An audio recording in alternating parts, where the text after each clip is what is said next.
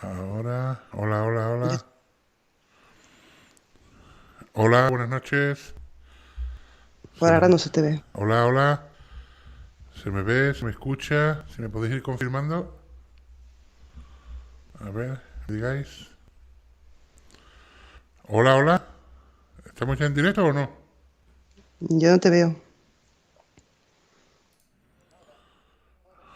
Hola, hola, buenas noches. Hola, saludos. Hola, buenas noches.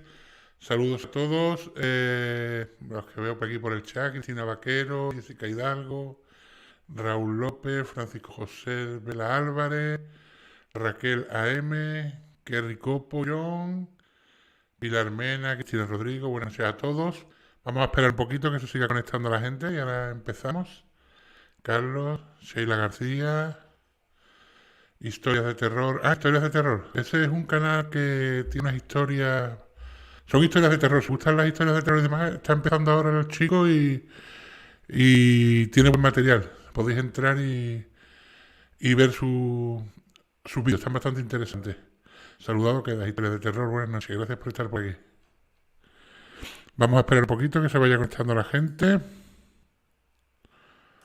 A ver, un segundito.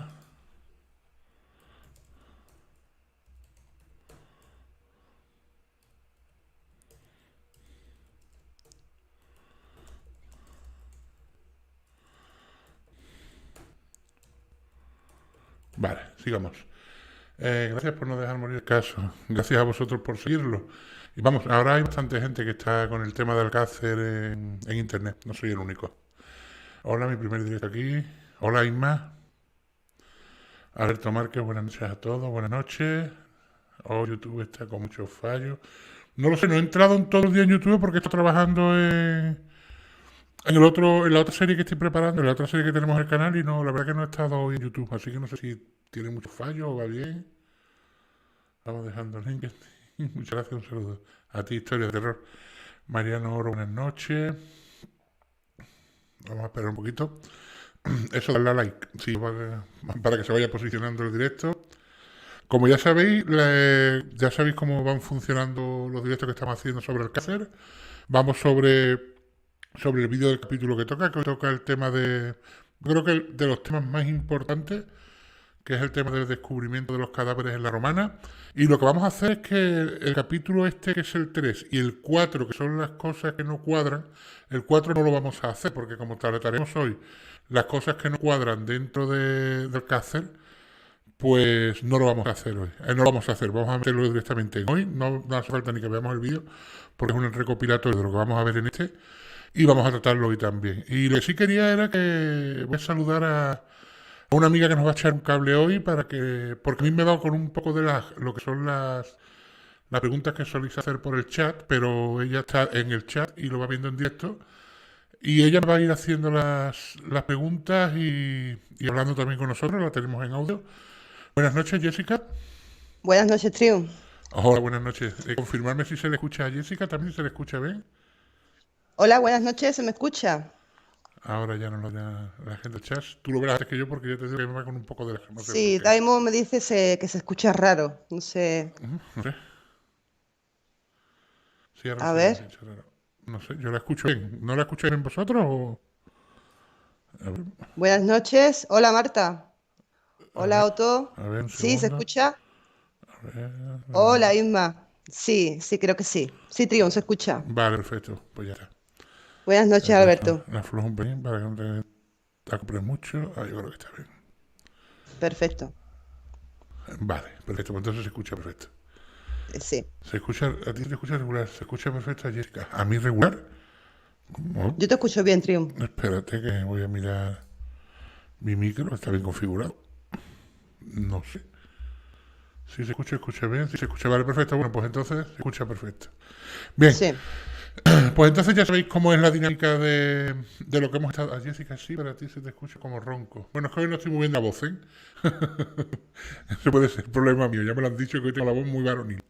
Pero porque estoy un poquito ronco, no sé por qué, pero bueno, en fin. Disculpa. Bueno, vamos a lo que vamos. Vamos a hacer la dinámica como la hacemos siempre, ¿vale? Ponemos el vídeo, vamos viendo cómo va sucediendo y vamos a hablar sobre el tema. Tengo un par de gráficos que he hecho, gráficos ligeros, para que podáis entender algunas cosas de las que vamos a ver que han creado mucha controversia y creo que hoy la podemos dejar bastante clara. No he encontrado ningún sitio donde lo hagan y yo creo que hoy podemos intentar dejarlo bastante clara. El micro de Trion se escucha mal. Bueno, espera un segundo, voy a reiniciar el micro, a ver si... Un segundito, ¿vale? Voy a desconectarlo y Es que luego... se te escucha un poco ronco, yo te lo dije Vale, antes. espera, desconecto el micro y lo vuelvo a conectar, ¿vale?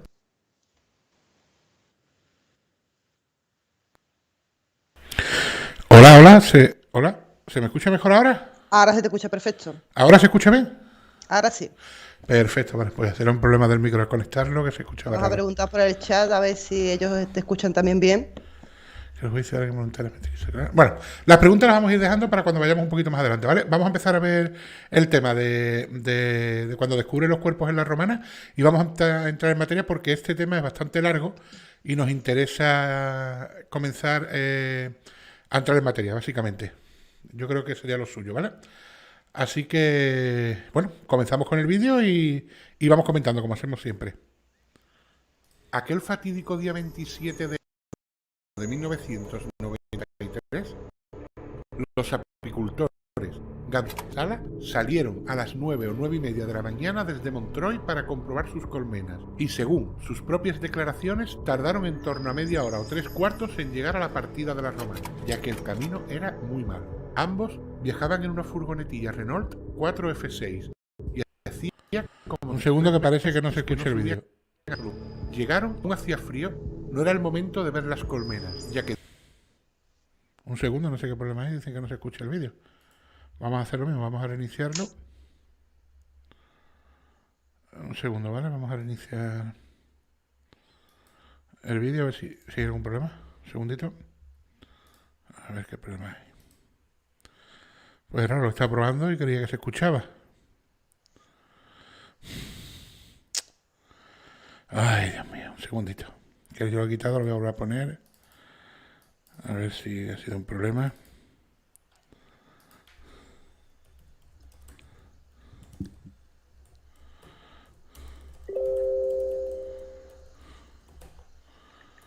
Vamos a ver, voy a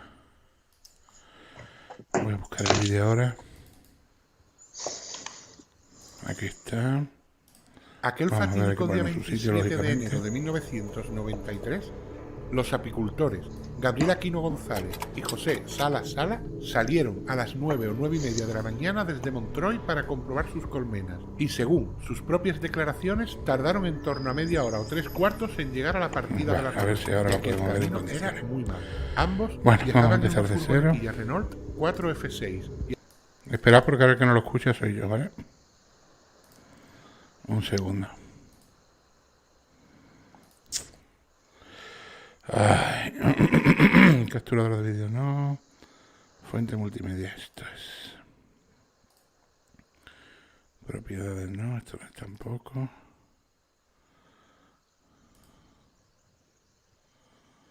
Un segundito, ¿vale? Que estoy acabando de... Esto es lo que quiero. Propiedades de audio avanzadas en fuente multimedia. Y ahora, ¿cómo ponéis esto? Aquí estamos la televisión activada aquí.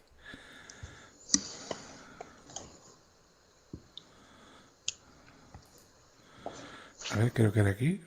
Voy a probar. Exacto. Vale, empezamos de nuevo. Lo pongo y vamos comentando, ¿vale? Vamos allá.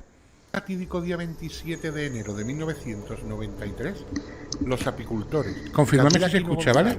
Y José Sala salieron a las 9 o 9 y media de la mañana desde Montreuil para comprobar sus colmenas y según sus propias declaraciones tardaron en torno a media hora o 3/4 en llegar a la partida de la romana, ya que el camino era muy malo. ¿Se escucha el vídeo o no se escucha? Confirmame que se escucha el vídeo y seguimos viéndolo. Sí, se escucha perfecto. Se escucha perfecto, ¿no? Vale, venga, muchas gracias. Pues seguimos. Venga. Ambos viajaban en una furgonetilla Renault 4 F6 y hacía como 3 meses que no subían a dicho lugar. Llegaron en torno a las 10. Como aún hacía frío, no era el momento de ver las colmenas, ya que dicen que las abejas se comportan de forma agresiva. Así que decidieron esperar a que le comenta a su consuegro José que iba a dar una vuelta por la zona, mientras este se quedaba fumando un cigarro. Entonces, y según sus propias palabras, vio tierra movida. Fue donde estaba José y le dijo: Pepe, yo he visto una cosa que no es normal. A lo que este le respondió: déjalo estar. Entonces Aquino insistió: ven a verlo. Sala comprobó que la tierra estaba movida y encima había matas cortadas, como intentando ocultar algo. Retiró una mata con una espátula y, según sus declaraciones, vio lo que parecía un gran reloj y un puño saliendo de la tierra. Aquí tenéis el relato contado por ellos en el programa Quién sabe dónde de Paco Lobatón aquella misma noche. Son apicultores, sus nombres Gabriel González y José Sala, y están aquí con nosotros. Gabriel Aquino. Aquino, perdón, disculpe usted. Quisiera que nos contaran brevemente, porque estamos ya en el minuto final. Pues ¿Cómo lo fue el encontramos hallazgo? porque fuimos a las colmenas y al hacer frío, aquí mi consuegro se quedó allí fumando y yo fui a dar un paseo. Y entonces fue cuando vi una cosa rara y que no me gustó, y entonces volví enseguida y se lo dije a Pepe. Digo: oye, sube, que allí hay una cosa muy rara que a mí no me parece bien. Dice: ¿cómo? Dice: déjate estar. Digo: sí, ven y verás. Vi allí algo tierra menea, con aleagas encima secas, y entonces vino él y lo vio. Y tiró para adelante con la... Dígalo usted, ¿cómo lo vio? Una herramienta que llevaba yo de las colmenas, quité unas ramas que vienen allí, unas hierbas secas, y vi el reloj y la mano de la chiquilla. Y entonces ya bajamos al cuartel de la Guardia Civil a dar parte. Y estuvimos todo el día peleando allí para sacar a las chiquillas. Allí estuvimos todo el día peleando y se sacaron. Ambos. Bien, vamos a comentar esto porque creo que es de las cosas que más controversia han creado siempre dentro del caso Alcácer. Lo que ven los colmeneros. Hay un problema con los colmeneros. Los colmeneros no se les toma declaración ante la Guardia Civil, ¿vale? Ellos llegan al cuartel, ahora lo van a explicar ellos, o sea, ahora lo va a explicar el vídeo. Ellos llegan al cuartel y dicen que han encontrado una mano que sobresale de la tierra y que creen que hay alguien enterrado dentro de... En su terreno, en su terreno, en el campo que tienen ellos, pues que creen que hay alguien enterrado. Que desconocen quién es la persona que puede haber ahí, y que ellos simplemente han visto una mano, ¿vale? Bien. Claro, la gente siempre ha pensado, cuando ve las fotos, que lo que sigue a los huesos de la foto es la mano. Voy a poner una gráfica que os he hecho para ver si podemos entender mejor qué es lo que hay ahí, ¿vale? Bajo mi punto de vista. Tened en cuenta que no hay fotografías de los cadáveres en la fosa y que no hay fotografías tampoco de la posición en la que se encontraron. Entonces nos basamos siempre en las declaraciones que se hicieron. Bien, quiero que veáis esto, que os voy a poner ahora mismo. Vamos a ponerlo aquí. Mirad, aquí lo tenemos, ¿vale? A ver si lo veis. Creo que se ve bien. Si os fijáis, ¿qué es lo que hay fuera de la fosa? Fuera de la fosa, ¿qué es lo que hay? ¿Qué es lo que ven los colmeneros? ¿O qué es lo que hay cuando echan la foto y llegan la Guardia Civil? Bien, mirad, este sería el reloj, ¿vale? Os lo voy a poner más grande y lo vemos más claro, porque igual aquí no lo vais a llegar a ver bien. Mirad, verad. Vamos allá. Ahí, perfecto. Bien. Mirad, aquí lo tenemos. Este es el reloj que ven los colmeneros. Bueno, los colmeneros o la Guardia Civil. Los colmeneros dicen que ven un puño de hombres. En principio dicen que es un puño de hombres, pero bueno, lo que ven o lo que hay allí cuando echan la fotografía es esto. El reloj y dos huesos, ¿vale? Bien, perfecto. Así es como tenía que estar el cadáver para que estos huesos estuviesen fuera. Quiere decir, en verdad está un poco inclinado a la derecha, ¿vale? Lo que pasa es que en el dibujo no lo veis bien. Si os fijáis, es el brazo, tiene desconyuntado el codo, o sea, este es el cubito y el radio. El húmero estaría dentro de la tierra porque todo está enterrado, ¿vale? Lo único que permanece fuera es la muñeca con el reloj y el cubito del radio que se han desconyuntado del codo. Entonces, esta es la única posición en la que podría estar ese cuerpo para que esos huesos estuviesen fuera. ¿vale? Así es la única posición lógica. Ahora caben muchas cosas, o caben muchas preguntas. ¿Cómo se desconjuntan estos dos huesos si se supone que está enterrado en su totalidad? O sea, el cadáver quedó enterrado totalmente. Y sin embargo, estos huesos se han desconjuntado y han salido de la fosa solamente los huesos y parte de la muñeca junto con el reloj. Las manos siguen atadas dentro de la fosa, ¿vale? ¿Vale? Las manos siguen atadas dentro de la fosa. Lo que sobresale son estos dos huesos y la muñeca. Todo el cuerpo está enterrado. Esta es la postura que tenía que tener para que estos huesos se quedaran fuera. Y esto exactamente es lo que ven los colmeneros. O bueno, o lo que ven los colmeneros o lo que ven la Guardia Civil y la gente cuando va a las fosas, ¿vale? O lo que ven ya. La única foto que tenemos es esa y eso es lo que fotografían. Y esa es la postura que tenía que tener el cuerpo para que esos huesos puedan sobresalir. Si queréis hacer alguna pregunta. Damon pregunta que si serían animales los que han hecho eso. Hombre, teniendo en cuenta que este sería el cuerpo de Tony, ¿vale? Vamos a dejarlo claro. Teniendo en cuenta que el cuerpo de Tony es el que está más afuera más arriba en el entierro, posiblemente si hay acción animal es el cuerpo. Sí, Raúl López, te leo, pero ahora vamos contestando preguntas que me las va diciendo Jessica, ¿vale? Porque así puedo estar yo pendiente del panel. Se te lee, Raúl, se te lee. A lo que voy. Sí, el cuerpo que está más arriba, en la parte superior es el de Tony, que es este, entonces puede ser que algún animal verdaderamente excavase y sacase esos huesos, pero lo más normal es que se los hubiese llevado, tiene que ser un animal grande. Un animal pequeño no te saca los huesos hacia afuera. Y además con la salvedad de que si os fijáis, el cuerpo tiene carne, lo único que no tiene carne son esos dos huesos que es lo que está fuera de la tierra, ¿eh? ¿Alguna preguntita? ¿Sí? ¿Podéis seguir preguntando? Sí, preguntan por aquí Sí.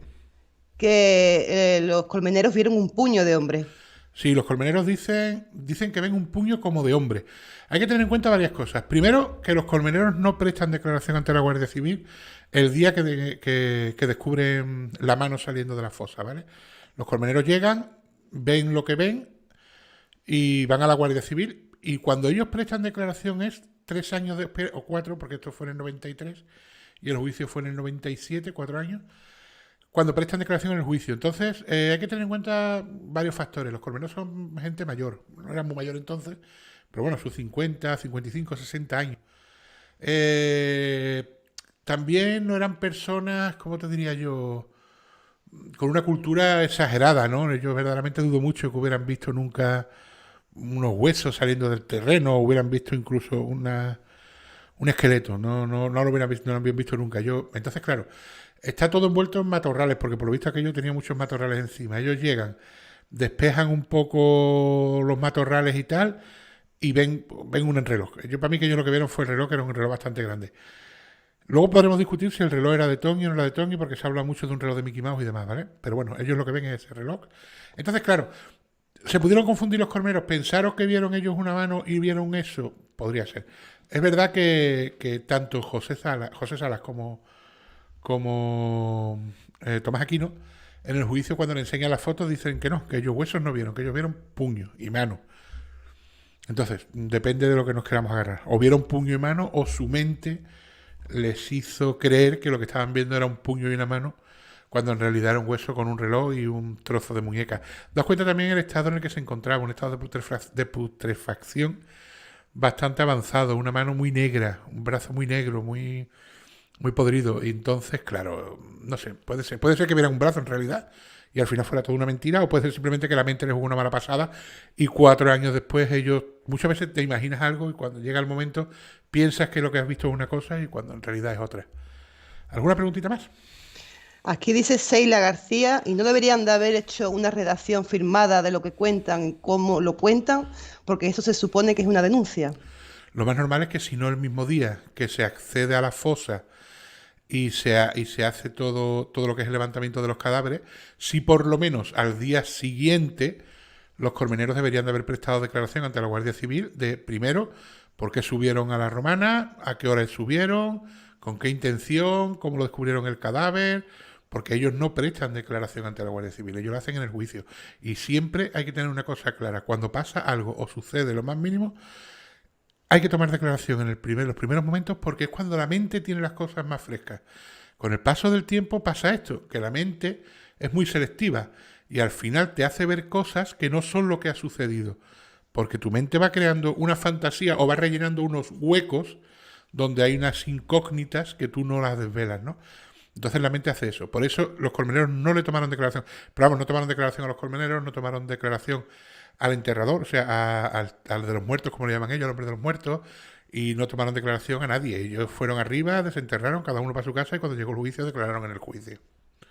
¿Preguntas? Mira, el criminólogo dice que aquí en Valencia las aliagas son malas hierbas que suelen crecer de forma espontánea y que te pinchan cuando las rozas. Es algo muy interesante. Después dice que los Sí, colmeneros... bueno, dice que las aliagas las aparta con una espátula que tiene para las colmenas, que él no toca las aliagas con las manos, sino que las aparta con la espátula y entonces ve claramente que es una mano. Porque de hecho, fijaos una cosa, Tomás Aquino, que es el que ve el primero que ve la mano saliendo de la tierra, él no aparta nada, o sea, él ve directamente la mano porque ve tierra movida.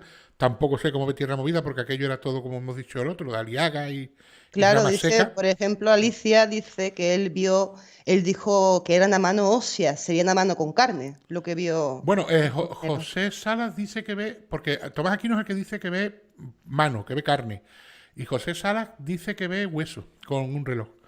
O sea, lo que pasa es que es verdad que todos los dos dicen que ven una mano, no que ven en este caso sería el antebrazo, no la mano. Ujú. Sí, podríamos seguir si quieres con ¿Seguimos el un poquito vídeo. más? Vale, pues Sí, un vamos a quitar poquito. ya la imagen de aquí de momento, luego si queréis os la vuelvo a poner para... Vamos a seguir con el vídeo. Vale, no sé lo que he hecho, lo siento. El lío que tengo montado yo solo. No vamos a ver es esta. Vale, la quitamos de aquí. Seguimos con el vídeo. Tras el macabro descubrimiento ponen rumbo al cuartel de Catadau, a dar parte a la Guardia Civil. Según comentan, llegaron al citado cuartel en torno a las 11:30 de la mañana. Cuando contaron lo que había sucedido, no pudieron salir en el acto hacia la Romana, ya que no había vehículo disponible. El único 4x4 que tenía dicha comandancia se encontraba en el taller. Así que no les quedó más remedio que esperar a que llegase un vehículo desde Alberique o Alcira. Aquí tenéis un resumen de la declaración que Gabriel hizo ante el juez durante el juicio, ya que nunca declaró antes de este. En esta declaración dijo que era labrador del campo pero también se dedicaba a las colmenas, que aquel 27 de enero de 1993 subimos a la partida de la Romana en una furgoneta que yo tenía. Llegamos sobre las 10. Mi consuegro se quedó fumando un cigarro. Le dije que iba a ir a dar una vuelta a la Rambla, un barranco hondo que hay, y me fui hacia abajo. Y al regresar fue cuando lejos vi que había tierra meneada y me marché directo. ¿Qué es lo que pasa aquí? ¿Quién ha meneado la tierra? Y fui donde estaba la tierra meneada y estaba todo tapado con leña. Entonces fue cuando llamé a mi consuegro y fuimos a ver. Dijo, ¿qué te parece? Pues sí, y él estaba a mi izquierda y...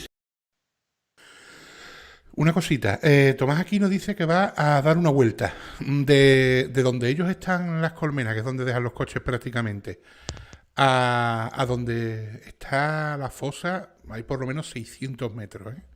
No vayáis a creer que está la fosa, y de hecho creo que tengo por aquí el croquis, a ver si lo encuentro y os lo paso, también lo veis.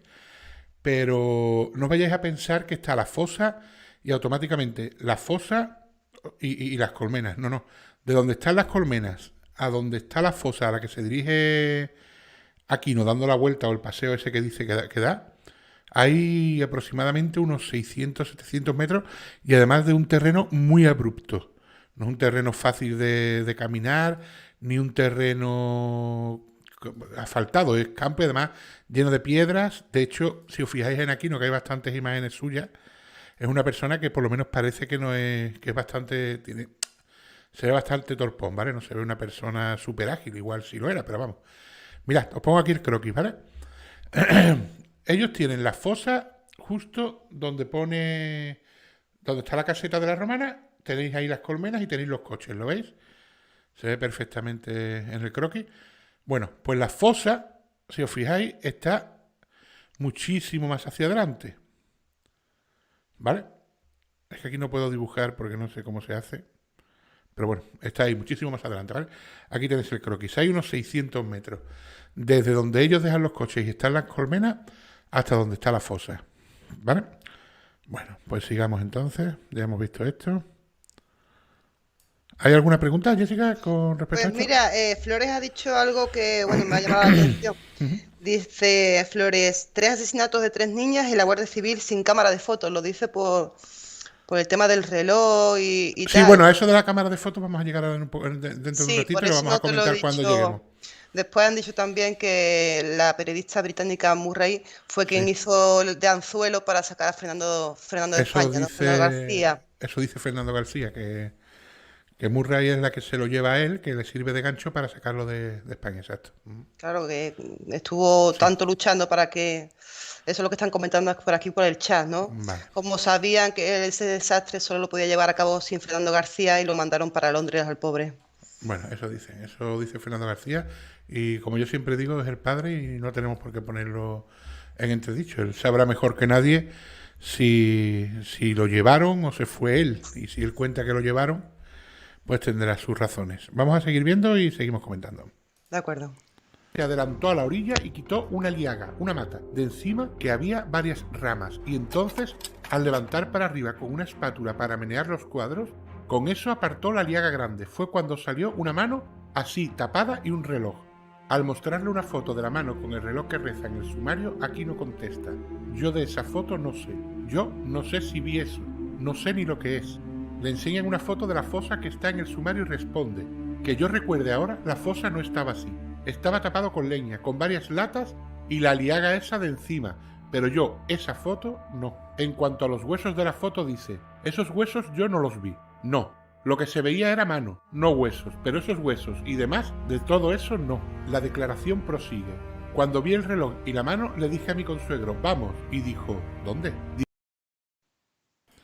¿Veis? Aquí no ya lo dice claro. El huesos no. Él ve el reloj y una mano. Pero el reloj sí lo ve. O sea, el reloj es una cosa que la tiene marcada. O sea, él el reloj lo ve. O sea, que el reloj era grande y se veía claro. Pero dice que no, que el huesos no ve. Que es lo que ve en mano. También tenemos que tener en cuenta que, como también dice, hay muchas aliagas y muchas ramas secas y muchas hojarascas. Puede ser que lo que él pensase que era una mano eran en realidad los huesos que luego cuando despejaron, pues se veía. Pero vamos, lo dice bien claro. Yo no veo huesos, yo lo que veo es una mano y un reloj, ¿vale? ¿Alguna cosita que están comentando, Jessica? No te escucho nada. No sé si la gente te escucha, pero yo no te escucho. ¿Me escuchas ahora? Ahora sí te escucho, dime. Dice Ali que sí que tiene lógica porque Antonio se refugiaba en esa caseta y tenía enterrada en la fosa una moto, que no es tan descabellado como parece. Sí, Y también Irunca dice que había fibras de cuerdas en la caseta que coincidían y vendas iguales en el coche de Ricard. Bueno, es que no decimos que Miguel Ricard y Antonio Anglés y la familia Anglés al completo no frecuentasen la caseta de la Romana. De hecho, está probado que ellos frecuentaban la caseta de la Romana. Es más, creo que Enrique hacía labores de pastoreo y demás por la zona y se quedaba en la caseta de la Romana. O sea, que está totalmente probado que ellos frecuentaban la caseta de la Romana. O sea, que Antonio Anglés y Miguel Ricard y Mauricio y Enrique, incluso el otro hermano que estaba en la cárcel, habían frecuentado la caseta de la Romana, al igual que frecuentaban la caseta de Alborache, está totalmente comprobado. Eso no hay duda. Otra cosa es que pensemos que lo que pasó, a lo que le hicieron a las niñas, se lo hicieron en la caseta de la Romana. Que eso es lo que no está tan claro. Después Isma dice una cosa muy interesante, Triun, dice, las fotos hubieran sido importantes porque las lesiones de la espalda de Desi las justifican por acciones de alimañas. Las alimañas no pueden llegar hasta debajo de Tony. Claro, pero ese es el problema, que no tenemos fotos.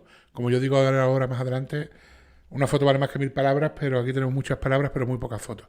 No se hicieron fotos, no sabemos cómo salió Desi, pero ahora después voy a poner otro gráfico que he hecho, que por las declaraciones que hacen tanto los colmeneros como el funerario, dan a entender cómo estaban los cuerpos, ¿vale? Y yo más o menos he hecho una recreación, lógicamente puede tener errores porque yo no estaba allí y me baso solamente en sus declaraciones, pero creo que se puede aproximar más o menos a lo que ellos vieron, ¿vale?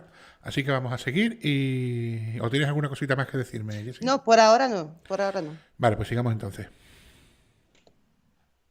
Dije al pueblo y nos fuimos a dar parte a la Guardia Civil.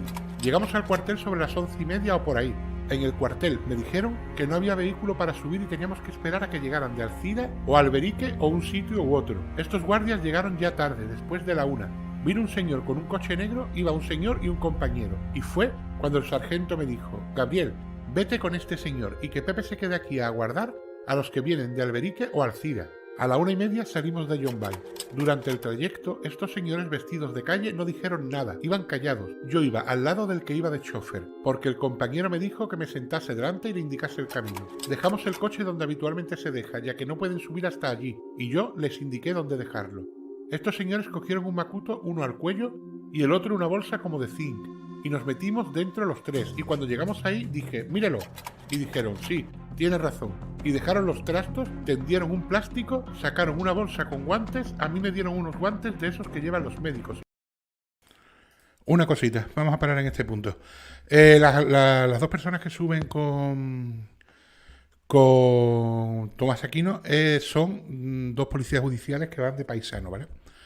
El coche, porque siempre se ha comentado que es un sitio muy abrupto y que todo lo que no fuera un todoterreno no podía subir a la zona.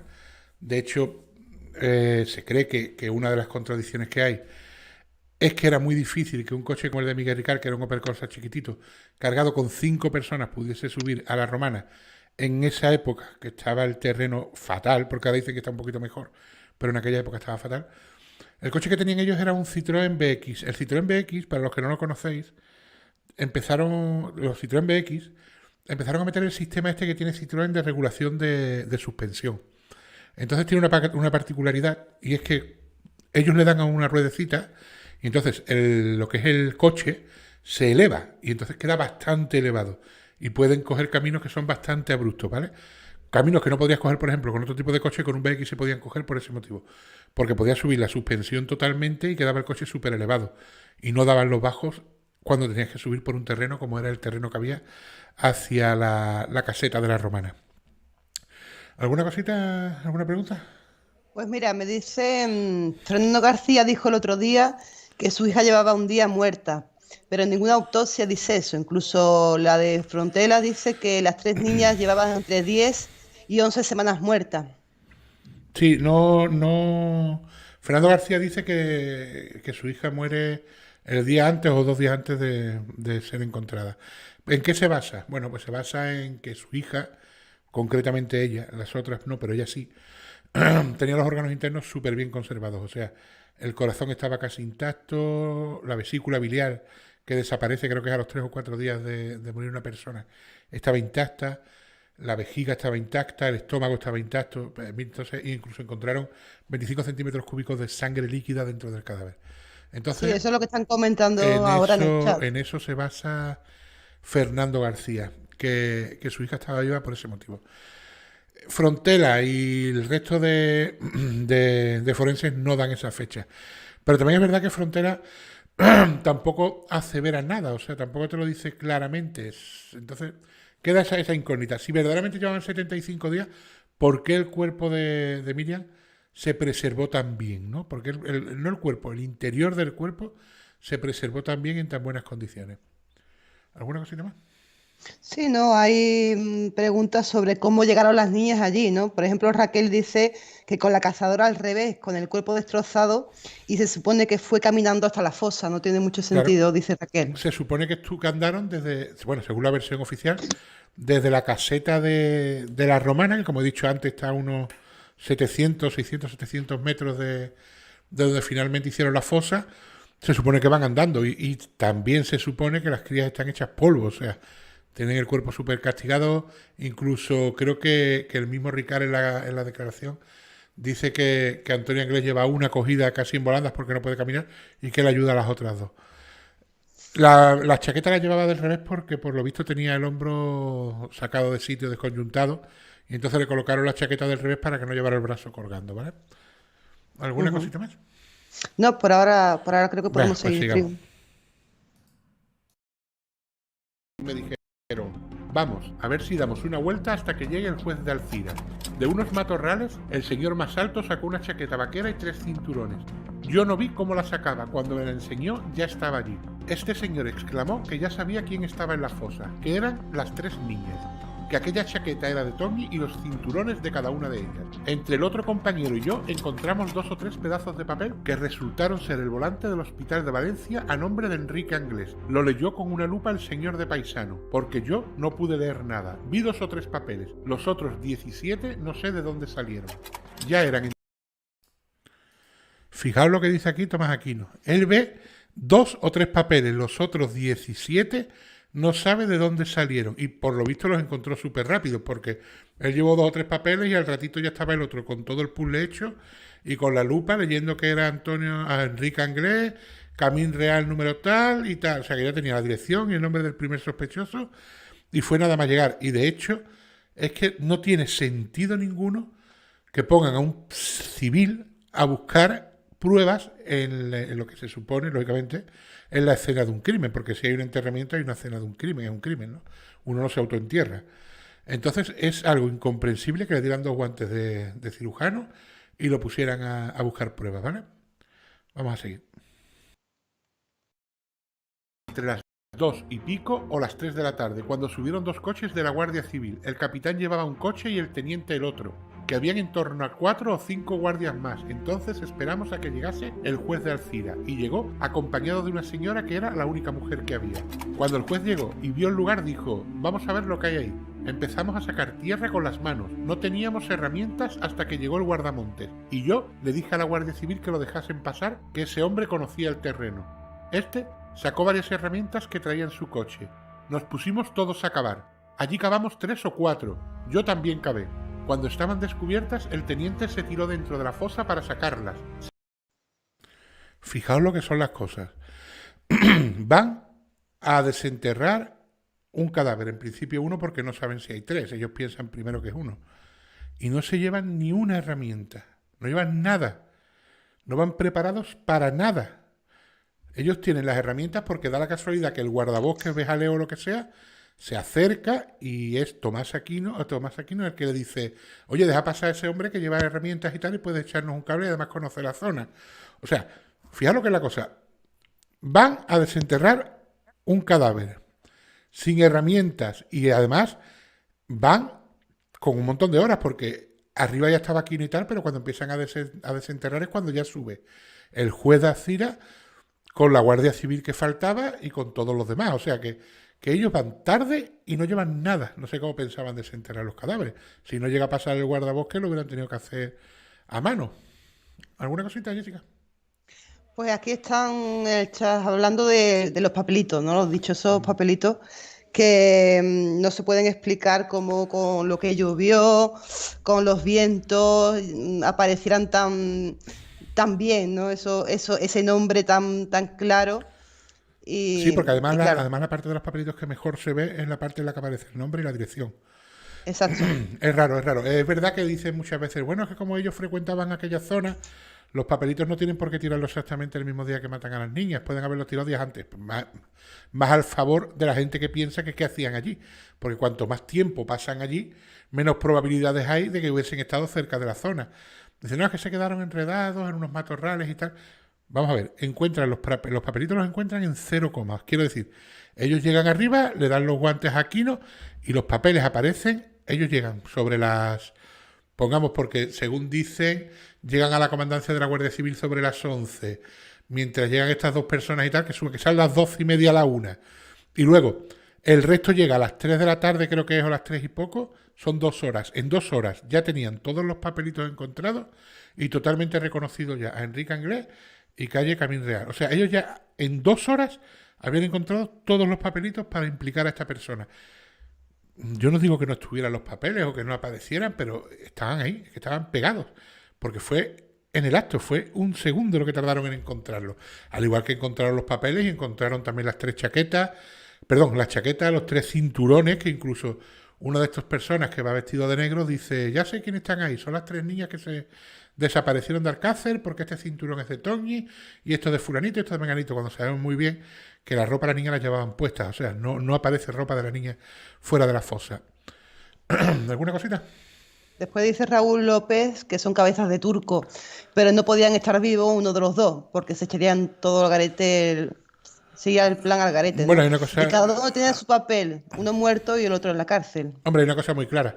La única implicación que hay del crimen de que Antonio Inglés es autor material de los hechos es la declaración de Miguel Ricard en la que inculpa a Antonio Inglés, porque no se ha encontrado ningún resto biológico ni ningún resto de nada que implique directamente a Antonio Inglés con el crimen de las niñas. Luego entonces, si hubiesen estado vivos los dos, hubieran tenido más problemas, porque podían haber tenido un careo o podían haber tenido un enfrentamiento y entonces hubiera sido más complicado echarle la culpa a uno, echarle la culpa al otro, o simplemente que uno se hubiera desmarcado totalmente y hubiera dicho yo no tengo nada que ver, yo no he sido, ni quiero saber nada del tema. Demuestra que he sido y punto. Porque que alguien te diga has sido tú conmigo no te implica en nada. Y como no hay pruebas, porque no había pruebas ninguna de que Antonio Inglés participase en el crimen más que la declaración de Miguel Ricard, hubiera sido un problema, de hecho hubiera sido un problema si Antonio Inglés llega a aparecer. Ustedes plantearon, si llega a aparecer y lo ponen en careo con Miguel Ricard y Antonio Inglés se niega a que él no fue y tal, ¿cómo demuestras que fue Antonio Inglés? Exacto. ¿Alguna cosita más? Mira, el criminólogo dice algo interesante. Dice, los papelitos están formados básicamente de celulosa. Si se mojan en una zona como esa, los propios hongos los devoran. Los papelitos hay que vincularlos al día o 2 días después del crimen. Claro, O sea, exacto, los papeles, todos sabemos lo que... Y además, bueno, imagino que todos habréis tenido el papel, típico papel de un hospital, que es un volante, que es un papel muy finito, una tinta muy indeleble, con nada que le caigan 4 gotas, se mojen y caiga un poco de aire y no lees nada, se borra. Y claro, aparte, hubo vientos exacto, y huracanados, aparte que, llovió muchísimo. exacto, aparte que son papeles muy pequeñitos, eso se hubiera volado todo. Y ya no es que no estuviesen, es el tiempo que tardan en encontrarlos. Es que no hay ni que acotar la zona, una búsqueda exhaustiva como se hace ahora, que empiezan por un extremo y van paso por paso y van señalando, porque lo suyo es señalar dónde está cada cosa, echarle la fotografía de dónde ha aparecido, ponerle el numerito ese que le ponen con el cuadradito amarillo, prueba 1, prueba 2, prueba 3 y van poco a poco. No. En 1 hora y media, 2 horas estaban todos los papeles encontrados y ya tenían al sospechoso. Y eso es muy extraño cuando se tratan de 17 papeles más 3 o 4 que encuentra Tomás Aquino, ¿no? Es un poco raro, ¿no? Claro, dice Seila, por ejemplo, pero que muy tonto hay que ser, si esto es así, de tener narices de tirar los papelitos ahí, ¿no? Claro, es que estamos ante los criminales más tontos de la historia, pero no solamente por eso, estamos ante los criminales más tontos de la historia porque no paran de meter la pata.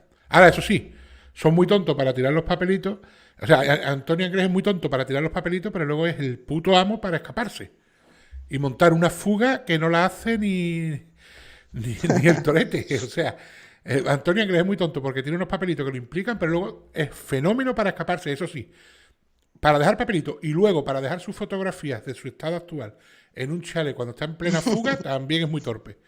Pero la policía y la Guardia Civil no tienen cojones de cogerlo, ¿eh? Ujú. Sí. ¿Algo más? Por ahora no podemos seguir. Venga, pues sigamos. Giró hacia un guardia y dijo, échame una mano, porque aquí se hace de noche.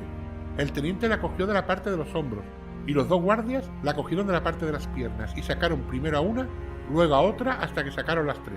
Creo que a la primera se le soltó la cabeza y las demás no lo recuerdo. Con los cuerpos no vi ninguna alfombra ni lona. La alfombra estaba debajo. No recuerdo el color, era casi de noche y estaba todo lleno de tierra. No recuerdo que nadie de la Guardia Civil hiciese fotos ni que nadie copiase o apuntase lo que iba saliendo. La señora que acompañaba al juez no sé si ésta apuntó o no porque no lo vi. Cuando sacamos los 3 cadáveres de la fosa, no recuerdo que hubiese nada más. Cuando sacamos los cadáveres no se examinaron, se metieron directamente en un saco y el señor de los muertos lo pasó directamente al ataúd. A las 6 o 6 y media el teniente nos dijo, Gabriel, ¿te vienes tú y tu consuegro? Y le dije que sí. Él me dijo que si quería podíamos quedarnos, pero le contesté que no, que nos bajábamos a casa y el teniente nos bajó. Ahora tenemos también la declaración de su consuegro. Vale, vamos a hacer un resumen de Tomás Aquino. Primero, llegan a Las Colmenas con su consuegro. Una cosita, él no tenía costumbre de subir con su consuegro a Las Colmenas, ¿vale? Él tenía la costumbre de subir con su hijo. Él no subía, él iba a Las Colmenas, pero normalmente lo hacía con su hijo. En este caso dice que la noche anterior, por H o por B, decide llamar al consuegro y queda con él en subir a Las Colmenas. Pero él lo hacía siempre con su hijo, ¿vale? Bueno, llegan a Las Colmenas, que llegan sobre las 10 y poco de la mañana. Hace mucho frío. La hora de llegada también tuvieron un poco de lío al principio y tal, pero al final se tomó por buena a las 10 y media.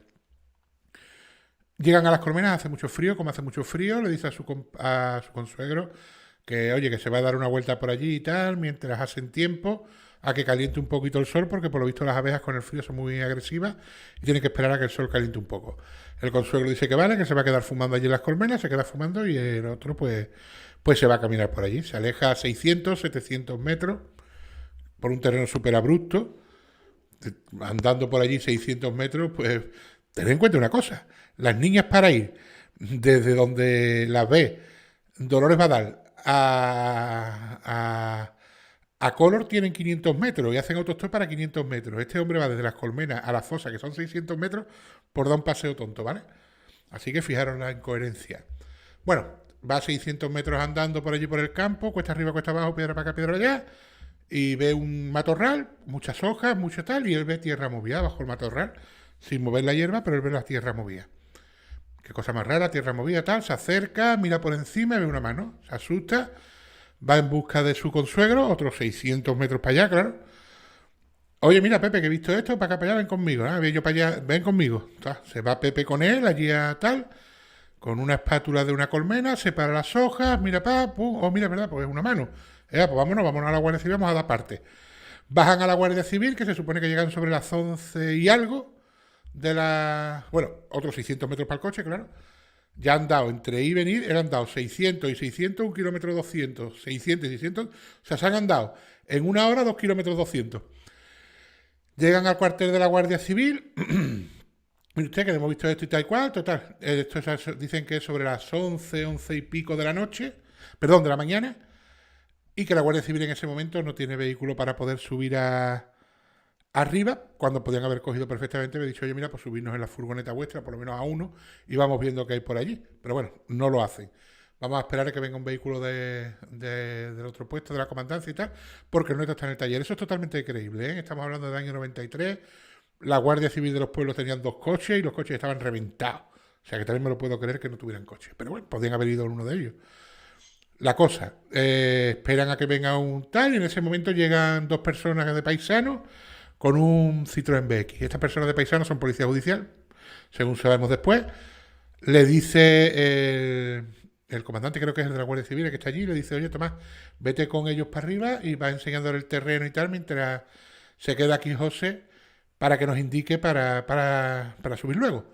Total, Tomás coge el coche, se va con ellos hacia arriba, que en ningún momento dice que en ningún momento le dirigen la palabra ni nada.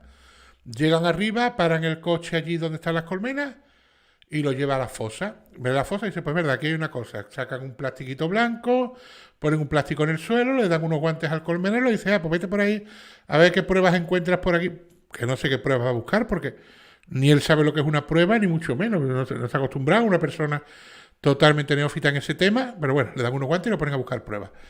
En esto que está buscando las pruebas y encuentra 2 papelitos o 3 y le dice, oye, mira, que he encontrado 2 papelitos o 3.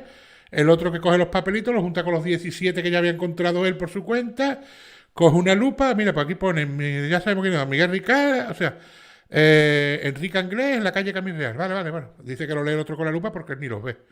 Pues ya tienen al sospechoso, guarda los papelitos que el juez no ve nunca, porque cuando el juez llega, esos papelitos ya se lo ha llevado otro guardia civil para iniciar la investigación, cosa que no se debe hacer, pero bueno, se hace. Y nada, siguen buscando por allí. De un matorral dice que saca 3 cinturones y una chaqueta y le dicen, ya sé quiénes están aquí están las niñas de Alcácer. Porque este cinturón es de Toñi y este es de Miriam y el otro de Desiree y tal y cual. Bueno, en eso llega su consuegro, que serían sobre las 3 y algo, que el consuegro llega con el funerario y con más guardia civil que viene que son los que lo llevan hacia arriba. Que ahora cuando hable su consuegro y cuente la historia, os voy a hacer una detención para que veáis una cosa que me llama mucho la atención. Pero vamos a seguir con Tomás Aquino.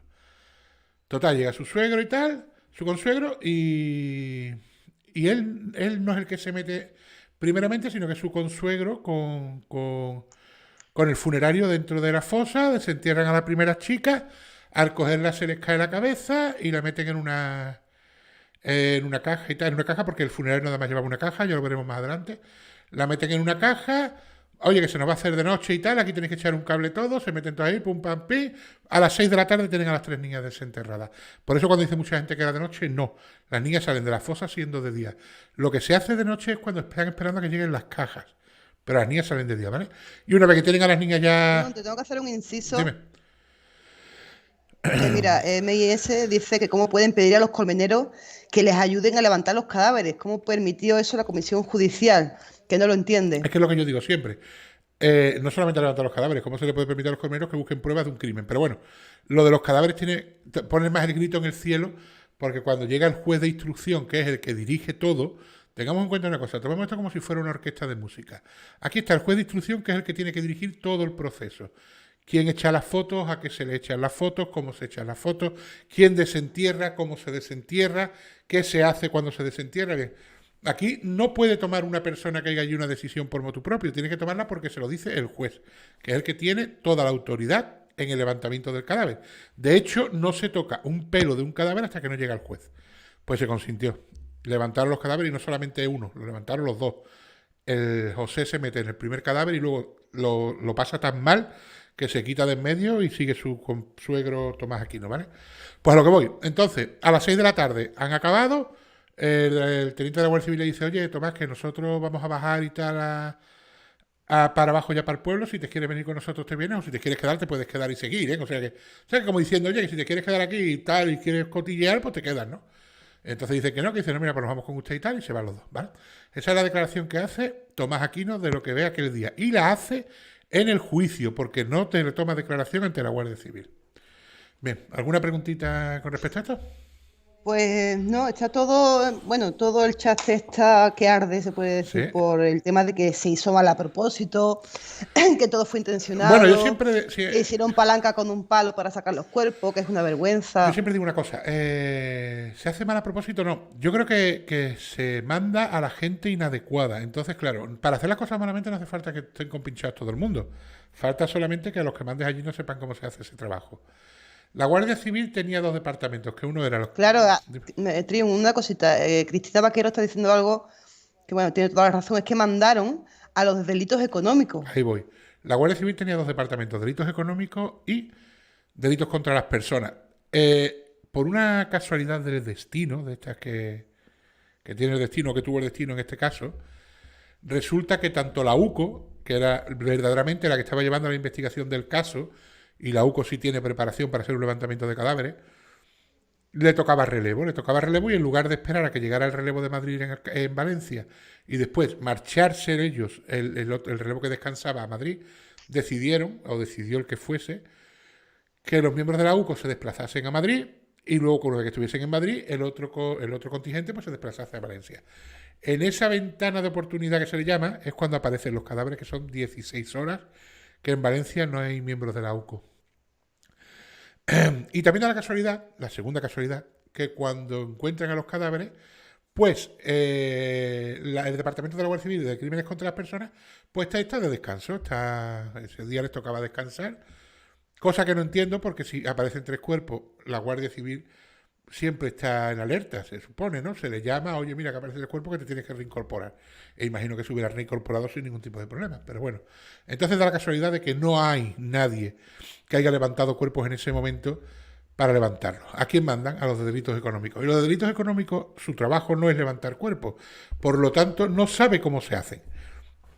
¿Qué pasa? Llegan allí y pasó lo que pasó. La chapuza más grande es un levantamiento de cuerpos que se tiene constancia.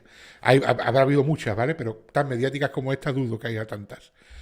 Y ese es el verdadero problema que sucede con esto. No es que ahí estuvieran todos implicados, sino que la gente que mandaron no era la gente adecuada. Ahora, ¿quién mandó a esta gente está implicado? No lo sé. Eso ya lo desconozco. ¿Alguna cosita más? Mira, Javier Rodrigo dice que si puedes explicar lo de los tres cinturones, perdón, que cómo aparecieron. Bueno, los tres cinturones, según comenta Tomás Aquino, dice que aparecen en un matorral, que él está buscando por allí pruebas cuando en un momento dado, sin saber cómo aparecen ni de dónde los saca, llega esta persona, uno de ellos, uno de las dos personas que están de negro vestidos de paisano, y dice, mira, he encontrado tres cinturones y una chaqueta vaquera. Ya sé quién está ahí. Están las niñas de Alcácer, porque estos tres cinturones son uno de Miriam, el otro de tal, y la chaqueta era de no sé quién. O sea que él no ve exactamente cómo aparecen los cinturones. Él ve que esta persona saca los tres cinturones y supongo que los pone en el plástico aquel que había tirado en el suelo cuando llegaron. ¿Algo más? Pues Raquel ha hecho un apunte, dice que aparezcan huesos hace nada, que resultan ser de Miriam ahora. ¿Quién tenía esos huesos? Casi 30 años después. Con respecto a los huesos, sí quiero hacer un comentario. La gente dice que es normal que los huesos aparezcan y tal, porque aquel levantamiento de cadáveres se hizo de noche y había muchos jaleos y luego, pues claro, con el tiempo. Lo que quiero dejar claro es que la UCO al día siguiente sube a la fosa y realiza un cribado de la fosa. Cribado es como coger cuando están buscando oro con esto de estas mallas que echan la tierra encima y van cribando, y cribaron completamente la fosa. O sea, si hubiera habido un huesecito de la mano, en ese cribado de la fosa hubieran encontrado ese hueso de la mano, porque no os penséis que solamente subieron una vez a la romana, sacaron a las niñas y ya no subieron más. No, al día siguiente la UCO sube y criba la fosa. Ellos sí la criban. Y de hecho aparecen huesos en ese cribado. Pero no aparecen ni muchos de los dientes que les faltan a las niñas, ni las manos de las que faltaban. Que era una de Miriam y la otra creo que es de Desiree. Porque Tony sí tiene las dos manos.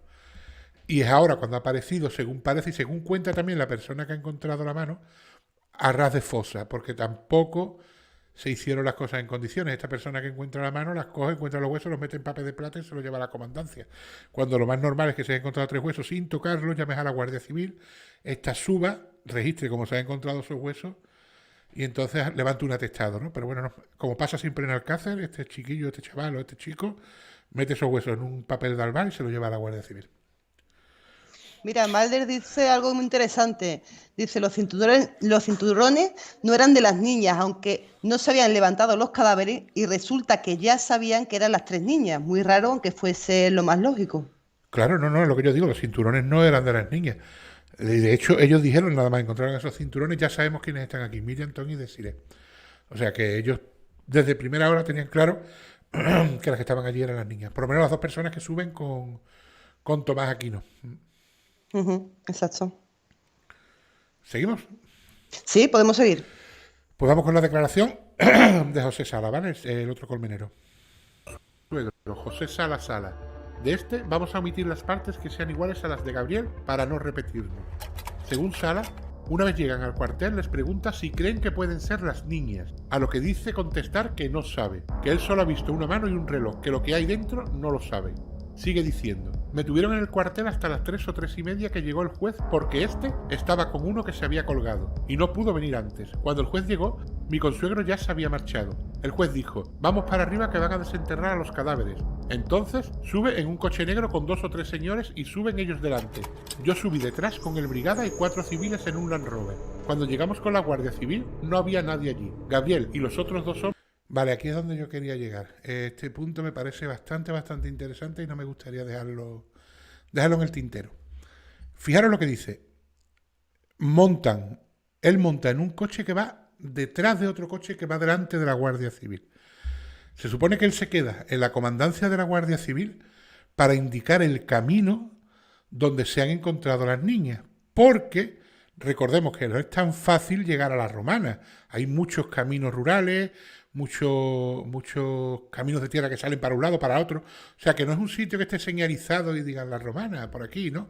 No. De hecho, la Guardia Civil no sabe dónde está porque le dice, no, quédate tú aquí, que suba tu consuegro y tú nos indicas luego a nosotros para llegar al punto. Y sin embargo, él no se monta en el jeep de la Guardia Civil que va primero, se monta en el segundo. Él va en medio, él no puede indicar a nadie porque va detrás. Y llegan a la Romana del tirón, sin ningún problema.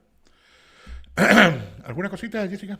Trion, sí, te voy a hacer 2 comentarios. Dice Isma que lo hicieron mal localmente, luego los demás arriba, para tapar lo mal que se había hecho todo, plantaron el papelito para cerrar pronto el caso. Bueno, un segundo. El papelito sí. No lo plantaron después, lo plantaron el mismo día. O sea, el papelito ya estaba allí. Quiero decir, lo llevaran o no lo llevaran, el papelito estaba allí, en el mismo momento que encuentran a los cuerpos, ¿vale? Sí, y Raquel dice que más raro es todavía que la versión oficial diga que fueron ejecutadas a pie de fosa y que tengan abusos post-mortem. Claro, pero eso lo veremos en la autopsia. Sí, las niñas tienen abusos post-mortem en los cuales en la versión oficial y en los hechos probados no le dan explicación ninguna a esto. De hecho, es que lo pasan por alto. Y lo dicen las autopsias normales, ¿eh? No lo dice Frontela ni nadie. O sino que las mismas autopsias oficiales reconocen, sobre todo en Miriam, que los abusos que ha tenido analmente han sido post-mortem. O sea, no le dan explicación a eso, y dudo mucho que dos personas como Antonio Inglés y Miguel Ricard matan a dos niñas, las entierran, y luego van a ir al día siguiente a violarlas. No tiene sentido ninguno. ¿Algo más? Por ahora no, podemos seguir. Venga, pues continuamos. Los hombres que subieron con él debían estar buscando algo entre los matorrales, porque allí no había nadie. Entonces dieron la orden de desenterrar a las chicas. Debía estar ya el juez allí. Y comenzamos a descubrir a la primera chiquilla. Yo vi a Aquino cuando estábamos ya arriba. Llegó el funerario con una caja y este llegó después que yo. A la primera chiquilla la descubrimos el Brigada y yo. No tuvimos mucho que descubrir ya que estaba casi encima de la tierra. La cogimos, yo y el Brigada. Estaba el enterrador allí. Al cogerla se le soltó la cabeza. Esta quedó encima de las otras chiquillas porque estaban amontonadas las tres. La metimos en un saco. Entonces yo ya dije que habían mandado a dos hombres para sacarlas y que esto no era cosa mía. Y me aparté. Las otras chicas ya no las vi yo. Vi cómo prepararon un saco para las otras dos, pero como a mí no me correspondía hacer estas cosas, me quedé apartado a un lado, y el Brigada llamó a 3 o 4 guardias civiles, que los pobres tenían miedo, y ahí se metió mi consuegro también, que tiene mucha voluntad a sacar con palas, y ellos las sacaron. Yo estuve ahí y ya no toqué nada más. Aparte de los cadáveres, no vi que sacaran nada más de la fosa. La alfombra estaba bajo las 3 chiquillas. Vale, fijaros lo que dice. Él se mete para sacar el primer cadáver con el funerario. Se mete él, el funerario, a desenterrarlas, ¿eh? Y cuando ven que ya han quitado bastante tierra y sacan al primer, el sargento que está allí de la Guardia Civil, dice, vamos a sacar lo que se nos va a hacer de noche. Y se mete y entre los tres sacan a la primera cría, que es Tony, ¿vale? La primera que encuentran es Tony. De hecho, cuando la sacan es cuando a ella se le desprende la cabeza y cae encima de la que está debajo. Y creo que esto le causó tal trauma que dijo, ya no toco más nada, ni yo me meto aquí más, que yo no tengo nada que ver. Y entonces cuando él se aparta y dice, mira, yo no he venido para esto, ni yo, aquí venís gente para que lo haga, hacedlo vosotros. O sea, fijaros lo que son las cosas, lo ponen a desenterrarlo, a él. O sea, es bastante fuerte, ¿vale? Y como dice, el funerario sube con una sola caja. ¿Alguna cosita que te comentaron? Sí, estaban comentando lo de la... Subieron solo con una caja nada más. Y que, bueno, Boy Papi dice que los colmeneros no es raro que subieran en esa época del año. Quien sabe de colmenas, sabes que hay que ir a ver si hay desperfectos. Sí, no, yo no he puesto en duda que sea raro que los colmeneros suban a mirar las colmenas. De hecho, creo que depende también del tipo de abeja que tengas. Según estuve yo leyendo cuando estuve investigando y demás, leí que dependiendo del tipo de abeja, que no sé qué tipo de abeja tendrían ellos, hay algunas abejas que tienen que ir cada X tiempo a echarles de comer o a echarles comida o alimento y tal. O sea que yo no pongo en duda, es como dicen, no, es que todo el que sabe de colmenas pone en duda que subieran. No, yo no lo pongo en duda, puedes ir a mirar y demás. O sea que no, yo no pongo en duda que los colmeneros subieran a ver las colmenas, puede ser. ¿Por qué no? Ya digo que tengo entendido que sí, que se sube para ver si había una climatología muy fuerte, si ha causado daño, y también porque hay algunas abejas a las que hay que echarles alimento. También dice Ali Galeano que hay que pensar en que los cráneos no sean de las niñas, que puede ser que los hayan puesto allí y, bueno, no sé, se hayan llevado los cráneos de las niñas y hayan puesto otros. Los cráneos los tuvo durante muchísimo tiempo, según tengo entendido. De hecho, creo que se enterraron a las niñas, los cráneos seguían en la Facultad de Medicina de Forense de Luis Frontela. Era tan fácil como hacerle las pruebas de ADN. Él tenía los 3 cráneos allí. Sí. Dime. Podríamos seguir si Vale, quieres. pues seguimos. Al mostrarle nuevamente las fotos de la alfombra que rezan en el sumario, este contesta: yo creo que la alfombra era azul. Esa alfombra no puede ser la que salió de la fosa. Al mostrarle un guante de colmenero que apareció en la fosa, responde: no he visto un guante como ese. No he visto ese guante en los alrededores donde aparecieron las niñas. Yo no he visto ningún guante por ahí. Yo no vi nada porque fui directo donde estaban las chiquillas. Los que buscaron por los alrededores fueron mi consuegro y los 2 policías. Al mostrarle la foto de los huesos con el reloj que hay en el sumario, este contesta: no me suena a mí eso, porque el brazo salía así, y por la mano no la tenía. Ahora ahí a lo mejor, que lo que salía era la mano, seguro que era la mano. En relación a los papeles con el nombre de Enrique... ¿Veis? Este comenta exactamente lo mismo que comenta su consuegro, que ellos lo que ven es una mano. También dice, este llega a decir en un punto, José Sala, que ve hueso con un reloj, pero que era la mano, no era exactamente eso que ve. Pero vuelvo a repetir lo mismo. Estamos hablando que es lo que él recuerda de hace 3 años, ¿vale? Porque él, 4 años, él no le toman declaración ese mismo día ni el día después de encontrar los cadáveres. Bueno, pues sigamos. Inglés dice que él no los vio, que se enteró en Alcira, que su consuegro los había encontrado, al igual que los otros 3 cinturones, los cuales dice que él tampoco lo vio. Estas son las declaraciones que realizan los colmeneros que descubren los cadáveres de las chicas. Antes de continuar, quiero aclarar que, tras sacar los cuerpos, se llegó a la conclusión de que la chaqueta vaquera que aparece en los alrededores no pertenece a ninguna de las chicas, y los 3 cinturones tampoco. Esa tarde, solo 2 de ellas llevaban cinturón y además los tenían puestos en el momento del levantamiento de los cuerpos. A continuación vamos a pasar al apartado del sumario donde el juez hace el atestado del levantamiento de los cadáveres. Sumario 1/93. Vale, vamos a hacer con José Sala lo mismo que hemos hecho con Tomás aquí. Vamos a hacer un resumen de su declaración, ¿vale? Según comenta él baja con... O sea, él está fumando cuando lo llama a su consuegro. Oye, José, Pepe, ven, que he visto algo que me llama la atención y tal y no lo veo normal. Lo acompaña, ve que hay algo raro, entonces ve un reloj, según comenta él, con una espátula de las colmenas separa la liaga y los matojos secos y demás, y ve lo que parece ser una mano con un reloj. El reloj lo ven claro y lo ven claro los dos. Tiran, van al cuartel de la Guardia Civil, llegan allí y lo mismo que cuenta su consuegro, que no hay patrón y tal, que tienen que esperar. Entonces llegan los 2 hombres estos en el Citroën BX y ve cómo se va su consuegro con ellos y él se queda esperando a que llegue el juez de Alcira. Cuando llega el juez, él se monta en un patro con la Guardia Civil, pero se monta en el segundo patro, no en el primero. En el primero va la Guardia Civil y él se monta en el segundo, cuando él se supone se había quedado en el cuartel para guiar a la Guardia Civil hasta donde estaban las fosas. Sin embargo, él se monta en el segundo y él no guía a nadie, ellos van del tirón. Llegan allí, se bajan del patro y en un momento dado él no ve ni a su consuegro ni a los otros 2 hombres que habían subido porque estarían buscando por allí y él lo que ve es la fosa y tal. Llega el hombre de los muertos, que después cuando lo escuchéis al funerario vais a ver que suben juntos, o sea, él sube en otro coche que va más atrás.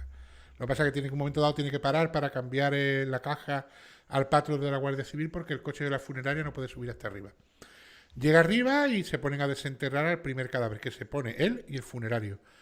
Cuando lo tienen casi desenterrado y tal, le han quitado la tierra, dicen que el sargento de la Guardia Civil le dice a otro Guardia Civil, oye, vamos a meternos aquí que se nos va a hacer de noche y tal y vamos a sacar esto. Se meten, cogen el primer cadáver y ve cómo se le desprende la cabeza, lo ponen en una caja directamente, dice que el funerario lo mete en una caja directamente y entonces él ya pues se ve que la impresión es muy grande y tal, supongo, como nos pasaría a cualquiera, y le comenta a la Guardia Civil que él no está ahí para eso y tal y que lo hagan ellos, que él no va a tocar más nada, ni él quiere saber nada, ni él quiere tocar nada, que él no ha visto papel ninguno, que el papel se enteró después una vez que va con el consuegro, que es el que lo encontró, al igual que también dice que él no la foto que le enseñan a él no le suena, que él lo que ve es una mano, huesos pero con una mano, que él no ve que lo que ve es un puño, igual que dice su consuegro. Y de hecho tienen un careo los dos porque no coinciden en lo que ven y tal, y les hacen un careo durante el juicio, ¿vale? Y al final José Salas acaba diciendo, sí, lo que dice mi consuegro es la verdad, ¿no? La verdad que no me acordaré muy bien. También los dos coinciden en que la moqueta que ven no es esa, que su moqueta, o que no, que esa moqueta que le están enseñando en la foto, que es marrón, ellos la recuerdan como si fuera azul turquesa, que no la recuerdan marrón, que para ellos esa no es la moqueta que estaba justo debajo de las niñas. Y poco más, sacan al cadáver. Tío, Dime. hablando de la moqueta, hay aquí un debate Sí. interno. Por ejemplo, Pilar ha dicho que la alfombra la usaron de camilla y las niñas ya iban muertas. Para transportarlas en la alfombra en forma de camilla las llevarían mínimo 4 personas. Eso es lo que piensa ella, pero hay mucha gente en el chat que piensa lo mismo que ella. Lo de camilla es una de las versiones que da Miguel Ricard, no es la que se toma al final como buena, cuando dice que lo que le hacen a las niñas lo hacen en otro sitio que no es la romana. Él dice que van a la romana por la moqueta, porque por lo visto esa moqueta la tenían ellos en la romana, la cortan 2 pedazos y usa uno de ellos para ponerlo en el maletero y el otro lo usan como camilla para ir transportando los cuerpos de donde están al coche y después del coche a la fosa de la romana. Él dice que esa era su función cuando cuenta cuando da la primera versión que da, la primera y la segunda versión que da ya autoinculpándose, usa la moqueta para ese fin, usarla como camilla, que sería lo más normal. Es un poco absurdo coger una moqueta para ponerla debajo de los cuerpos, no tiene sentido ninguno, que al final es donde aparece, debajo de los cuerpos. Mira, aquí Raquel, por ejemplo, dice algo que no sé qué pensarás tú. Dice, pero en la autopsia decía que Miriam tenía una deformación genética y que Toñi tenía una caries que implicaba ya daño en el hueso, cosa que las familias niegan. Sí, lo de la deformación de la cabeza solamente lo dice el médico forense el forense que está en el levantamiento de los cadáveres, y creo que también lo corrobora la secretaria del juez, que lo pone, anota, en la que anota en el parte que presenta una gran deformidad en la cabeza. Pero luego esa gran deformidad no aparece ni en la autopsia ni nada. Y la caries de Toñi es verdad que dicen que tiene una caries muy grande que llega al hueso y que sería imposible que esa cría tuviese esa caries sin haberse dado cuenta antes y haberse tratado, ¿no? No dejarla hasta ese punto, porque ya es una mastitis, ya no es una caries, ya llega al hueso. Que le hubiera causado tal dolor que los padres tenían que tener constancia de que la cría tenía esa caries. Sí. También es verdad. También hacen una pregunta que dice, ¿eso de que encontraron huesos en la fosa de una cuarta persona es cierto? Se encuentra es que no me acuerdo cómo se llama, un axis puede ser, y algo más, que dicen que no pertenecen a ninguna de las niñas, sí. Es verdad que se encuentran dos huesos que dicen que no pertenecen a las niñas. Pero es que tampoco no pertenecen porque, claro, si cuentan los que tienen las niñas y te sobra uno, pues no es de ellas, ¿no? Entonces sí, es verdad, aparecen dos huesos que no son de las niñas. Pero como no se hicieron pruebas de ADN, tampoco sabemos de quiénes son. Después te hacen una pregunta a ti, dice, ¿qué opinas, Triun, sobre los palos que se encontraron en la fosa y que ayudan al levantamiento de los cadáveres? Bueno, los palos que se encontraron en la fosa no son palos que ayudan al levantamiento de los cadáveres, son palos, uno me parece que es en forma triangular y el otro en forma de cuadrada y tal, que según cuenta Miguel Ricard es los que usaron para apalear a las crías, vamos. Al igual que la camiseta con las dos piedras, que la usan a modo de onda, según dice Miguel Ricard, que de hecho dice que uno de los golpes que le pega a las niñas se da el propio Antonio Anglés un porrazo. Y luego dicen que esas cosas pues las echaron a la fosa. También dice el colmenero, como acabas de escuchar, que él no ve salir nada más de la fosa, más que solamente las niñas y al final la moqueta.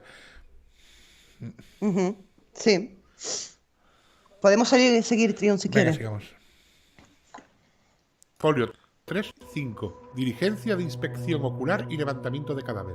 En Tous, a 27 de enero de 1993 y siendo las 15 horas aproximadamente, la comisión del juzgado, compuesta por el señor juez asistido de mí, la secretaria, y acompañados del médico forense y agente judicial del servicio, se constituyó en el lugar de autos a fin de proceder a la práctica de diligencias de inspección ocular y levantamiento de cadáver que vienen acordadas, y como resulta de la misma, se hace constar.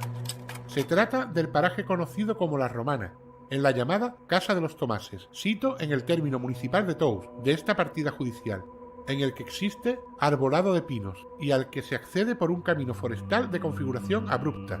Cabe recalcar, antes de proseguir con este atestado, que en La Romana no hay ni ha habido pinos.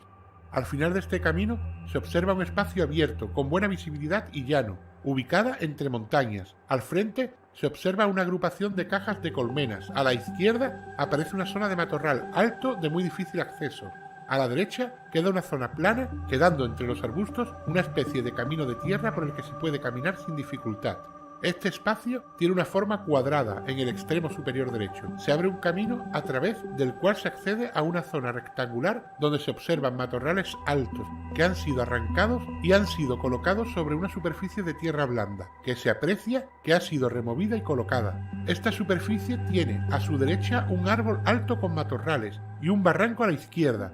Detrás queda un camino liso con matorrales bajos. En la superficie aparece una mano saliente deshuesada prácticamente en su totalidad. Entendemos que este término es un error y habrá querido decir sin piel, ya que si hacemos caso a lo que dice, la mano tendría que haber aparecido sin huesos, cosa que, como vemos en las fotos, no es posible. Vamos a hacer un alto aquí. La forense dice que aparece una mano deshuesada prácticamente en su totalidad. Yo le doy por bueno que se ha confundido y en lugar de deshuesada habrá que decir sin piel, ¿no? Descarnada, más bien que deshuesada. Pero ella dice, aparece una mano, y la mano no es lo que aparece un brazo. ¿vale? Porque la mano está bajo tierra. Ya os he puesto que os lo vuelvo a poner para todo el que haya llegado más tarde. Y así lo podéis ver, la imagen de... A ver si la encuentro ahora. Imagen, aquí. Aquí la tengo y la podéis ver. Ya podéis ver el croquis que hice, en el cual podéis ver cómo estaba la mano y por qué aparecen esos huesos fuera de la fosa. Entonces, yo puedo darle por bueno que digan que aparece una mano deshuesada y se equivoquen porque no es hueso y es piel. Pero ya no estamos hablando de que aparece una mano deshuesada, una mano, aparece un brazo, ¿vale? Porque la mano está bajo tierra. ¿Alguna cosita, Jessica? Pues mira, aquí me dice Karime que el puño podría pertenecer a Anglés, el puño que ve primero los colmeneros, que dicen que ver un puño grande, aunque después lo que se encuentran son los huesos con el reloj. Sí, bueno, yo es que eso se basan en la teoría que da Juan Ignacio Blanco, que dice, en el tiempo que los colmeneros están abajo, sale uno de la fosa y entran tres. Yo no lo creo, yo no creo que Anglés estuviera dentro de la fosa. Sinceramente, lo veo muy complicado porque no está, es bastante complicado. Sube un cadáver, desentierra, saca, mete tres, entierra, pone otra vez las hojas y las matorrales, más o menos para que esté como estaban cuando lo vieron los colmeneros que van a volver a subir. Lo veo complicado. Yo eso no lo doy por bueno, la verdad no creo.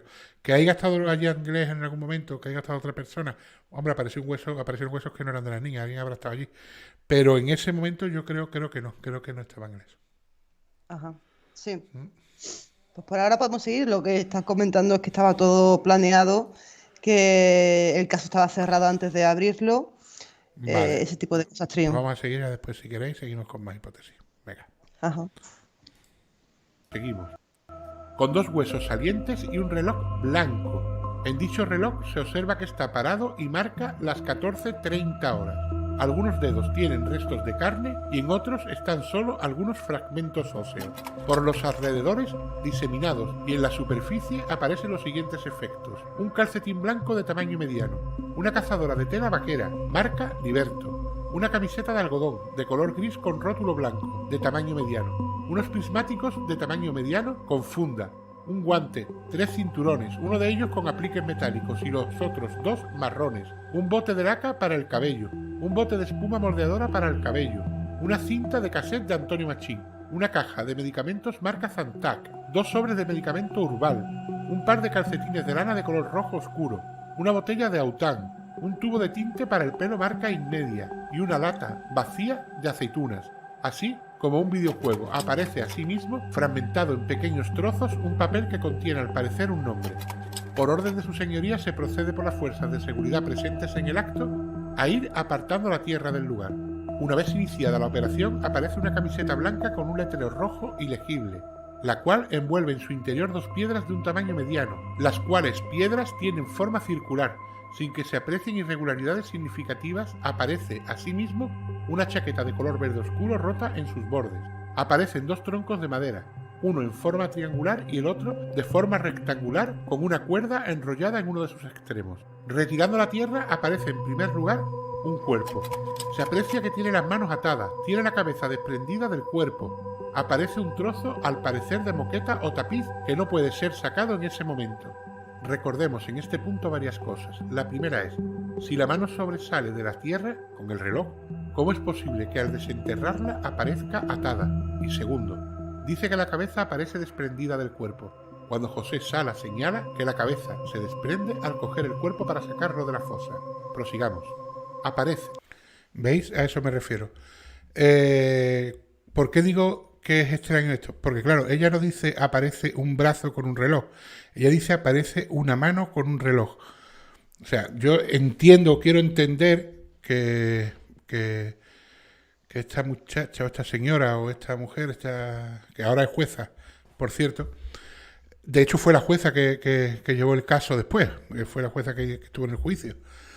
En ese momento era secretaria judicial. Entiendo que no entienda mucho de anatomía y piense que ha puesto una mano cuando en realidad es un brazo, pero ahí había un médico forense que era el que iba diciendo, esto es un tal, brazo, deformidad en la cabeza. O sea que no era ella la que iba diciendo lo que aparece o cómo vea los cuerpos, sino que para eso está el forense que está en el levantamiento del cadáver, junto con ella como secretaria judicial y con el juez, ¿vale? Sigamos. Seguidamente, las piernas de otro cuerpo, las cuales están dobladas. En ese momento se extrae el primer cuerpo, el cual queda depositado en la superficie en una bolsa de plástico. Posteriormente se saca el segundo cuerpo, con pelo largo diseminado, que se recoge y que también se encuentra sin cabeza. Se encuentra el cráneo que corresponde al segundo cadáver.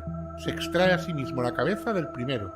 Otra cosa que no se entiende muy bien es si la cabeza del primer cadáver cae al sacarlo, ¿por qué se extrae primero al segundo cadáver, al cráneo de este que también se ha desprendido, y después se procede a sacar la cabeza del primero? Pero bueno, prosigamos.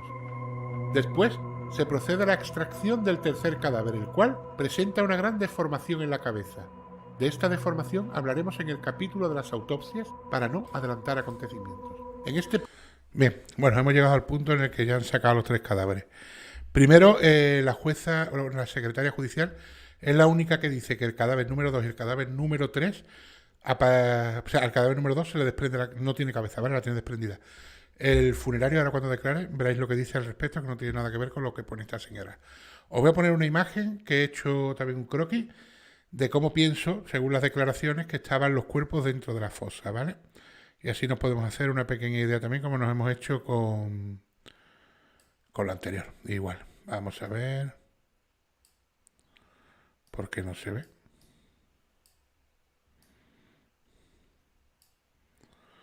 Un segundito, porque no sé por qué no se ve. No se ve. Bueno, espera un momento, los cargo de nuevo. Trion, si quieres podemos ir de mientras preguntándote. Sí, voy alguna preguntando cosita. mientras voy cargando el cuerpo, sí. Mira, dice el criminólogo que Frontela está convencido científicamente de un doble enterramiento. Sí, bueno, Frontera se basa en el doble enterramiento por varios motivos. El primero es por el tema de las livideces cadavéricas, que según Frontera no tienen los cuerpos y deberían de tener. Y el segundo porque en el cuerpo se encuentran unas fluorescencias que no existen en la romana, ¿vale? Que están en Valencia, creo, que el único lugar en el que se encuentran es en la zona de la Albufera. Entonces, por eso Frontera se basa en el doble enterramiento. Bien, bueno, aquí tenéis la imagen que os quería comentar. Según parece, así es como aparecen los cuerpos. La primera que aparece arriba es Tony, si veis, está justo a ras de suelo. Aquí tenéis el brazo desconyuntado, con los 2 huesos para afuera y el reloj, ¿vale? La mano sigue atada a la espalda junto con la otra. En este caso, Tony estaría mirándonos a nosotros de frente, ¿vale? Perdón, de frente, de espaldas. ¿Vale? Esta sería la espalda de Tony, tendría las manos atadas y el hueso de la mano saliendo de la tierra. El cuerpo de abajo sería el de Siré, que si os fijáis tiene las piernas así porque según ha dicho la secretaria judicial, lo primero que ven de esta chica son las piernas. Y es más, ahora cuando el funerario de su versión también dirá que lo que ve es un muslo, que en principio piensan que son piedras, pero no, es el muslo de Desiré que sobresalía de la tierra, por lo tanto el muslo estaba más elevado, el muslo y la rodilla estaban más elevados que lo que era el resto del cuerpo. Y justo la que está debajo sería Miriam, que Miriam está mirando al lado contrario que están mirando tanto Desiré como Tony. Así que según explican, porque no tenemos fotos de cómo aparecieron los cuerpos en la fosa, esta sería más o menos la forma más lógica de que hubiesen aparecido, ¿vale? Y estaban justo a ras de suelo. ¿Alguna cosita? Pues mira, aquí dice Oxygen que se baraja la presa de Tous, la Albufera y Segovia por el tema del enterramiento. Yo no sé si en la presa de Tous hay fluorescencias y la Albufera sí, se ha barajado como zona de enterramiento y tampoco sé... Segovia no lo he escuchado, no te puedo decir porque no sé, porque Segovia no lo sé. Después hay mucha gente que pregunta que en el documental de Netflix vieron el reloj de Tony de Disney y en la foto real pues no está el reloj de Tony. Siempre el que aparece es el reloj. De hecho, mira, os voy a poner la foto real del reloj, pero no el reloj en la mano, ¿vale? Os voy a poner la foto real del reloj que hay en los efectos personales que le dan a los padres para que los reconozcan. Un segundito y os lo busco, que la tengo por aquí. Pasa que tengo 10.000 archivos de Alcácer y me cuesta trabajo encontrarlo. pero creo que está por aquí. Un segundito, a ver si lo encuentro, ¿vale? Y os lo enseño. De acuerdo. Entonces, el reloj de Tony en ningún momento... Es más, en el capítulo anterior que hemos podido ver la declaración y de los efectos personales que la madre de Tony dice que su hija lleva en el momento de la desaparición, no hace referencia, de hecho no hace referencia a ningún reloj, y mucho menos a un reloj de Mickey. Que luego lo dijeran o no lo dejaran de decir, no lo sé. Pero el reloj que sobresale del terreno es ese y el reloj que aparece que luego enseñan a los padres también es ese. Sí es verdad que no marca la misma hora cuando aparece en la fosa que cuando se hace la foto junto con el resto de objetos personales, ¿vale? También hacen otras preguntas en el tema de la ropa que encontraron fuera de la fosa. Sí. Si los padres que identificaron algunos, La si ropa eran que de sus hay hijos. fuera de la fosa no es de las niñas del Alcácer. Y aquí Maripaz dice que las cazadoras y los 3 cinturones eran de ángeles. Lo identificaron Neusa, su madre y Ricard. Puede ser, date cuenta que ellos frecuentaban mucho aquella zona. O sea, no es de extrañar que fueran de ellos. Al contrario, sería lo más normal. De ellos y de otros muchos delincuentes que frecuentaban la zona por aquella época, ¿eh? Bueno, mirad, aquí tenéis el reloj. Este es el reloj que está en la mano cuando sacan a las chicas de la fosa, ¿vale? El reloj y las monedas que llevaban en ese momento. Entonces sí, es el mismo reloj que aparece en la mano. Lo que es cierto es que en el de la mano no se aprecia segundero, no sé si es por la calidad de las fotos, y también es cierto que está parado en una hora diferente a la que luego aparece cuando lo tenemos aquí, ¿vale? Sí, eso también nos lo han comentado aquí en el chat. Y aquí Cristina Pero bueno, te hace una pero también quiero pregunta. decir una cosa. Viendo cómo se manipularon las cosas y cómo se manipularon los cadáveres y cómo se manipuló todo, no me extrañaría que hubieran movido la aguja y hubieran cambiado la hora del reloj. Porque es que no tenían cuidado con nada. Una cosa que tenía que estar cuidada meticulosamente, no las cuidaban, cuanto menos un reloj. Y si le das 2 vueltas, igual movieron las manillas. No lo sé. Dime. Ahí Cristina te hace una pregunta. Dice, Trium, ¿nos puedes hablar de una camiseta de Ricard en la fosa? No, la camiseta es de Anglés. Lo que pasa es que la madre de los Anglés, Neusa, dice que esa camiseta se la regaló su hijo a Miguel Ricard y que era habitual de él. Una camiseta blanca con un letrero rojo. Aparece una camiseta, pero es que verdaderamente la única que dice que aparece una camiseta dentro de la fosa, volvemos a lo mismo, es el atestado de la chica esta, de la secretaria judicial, porque ni el colmenero primero dice que saquen de la fosa ningún objeto, ni el colmenero segundo, ni el funerario. Sacan a las niñas y a la moqueta. De acuerdo. ¿Algo más? No, por ahora no, podemos continuar. Continuamos, pero voy a quitar todas las imágenes que tengo por aquí puestas, que hay unas cuantas. Sí. Me ha quedado claro, ¿no? Más o menos como yo pienso, según las declaraciones, que estaban los cuerpos dentro de la fosa. Vale. Mira, ves, aquí dice Maripaz que el reloj estaba parado y marcaba las 2:20 Exacto. y no tiene secundero. Y las autopsias marcan las 7:17. Encima tiene secundero y además se mueve. Lo del secundero, sí, exacto. Lo del secundero puede ser, porque puede ser que el reloj funcionase, ¿eh? Lo que pasa es que también es verdad que la foto de la mano tiene mucha luz y lo que es la parte del reloj, ¿vale? La parte donde se ve el reloj. Entonces es posible que a lo mejor el secundero no se aprecie por el tipo de foto. Si el secundero funcionaba, puede ser que la hora del reloj siguiese en marcha. No dicen en ningún momento que los relojes estuvieran parados, porque yo he visto otras autopsias y he leído otras autopsias para otros casos y te dicen el reloj estaba parado a la hora tal, minuto tal. De este no, en la autopsia no te dicen exactamente la hora a la que el reloj estaba parado. Después Menala dice, mientras que quitan las imágenes, dice que si realmente fuera gente importante lo que hicieron esto a las pobres niñas, las hacen desaparecer para siempre porque tienen infraestructuras para ello o las tiran al mar. La gente importante, si os referís a temas de servicios de inteligencia y demás, eso si no quieren dejar rastro no lo dejan. Aunque fueran los 90, ¿eh? Como se ha hablado tantas veces. Exacto. ¿Alguna cosita más? No, podemos seguir. Venga, pues continuamos.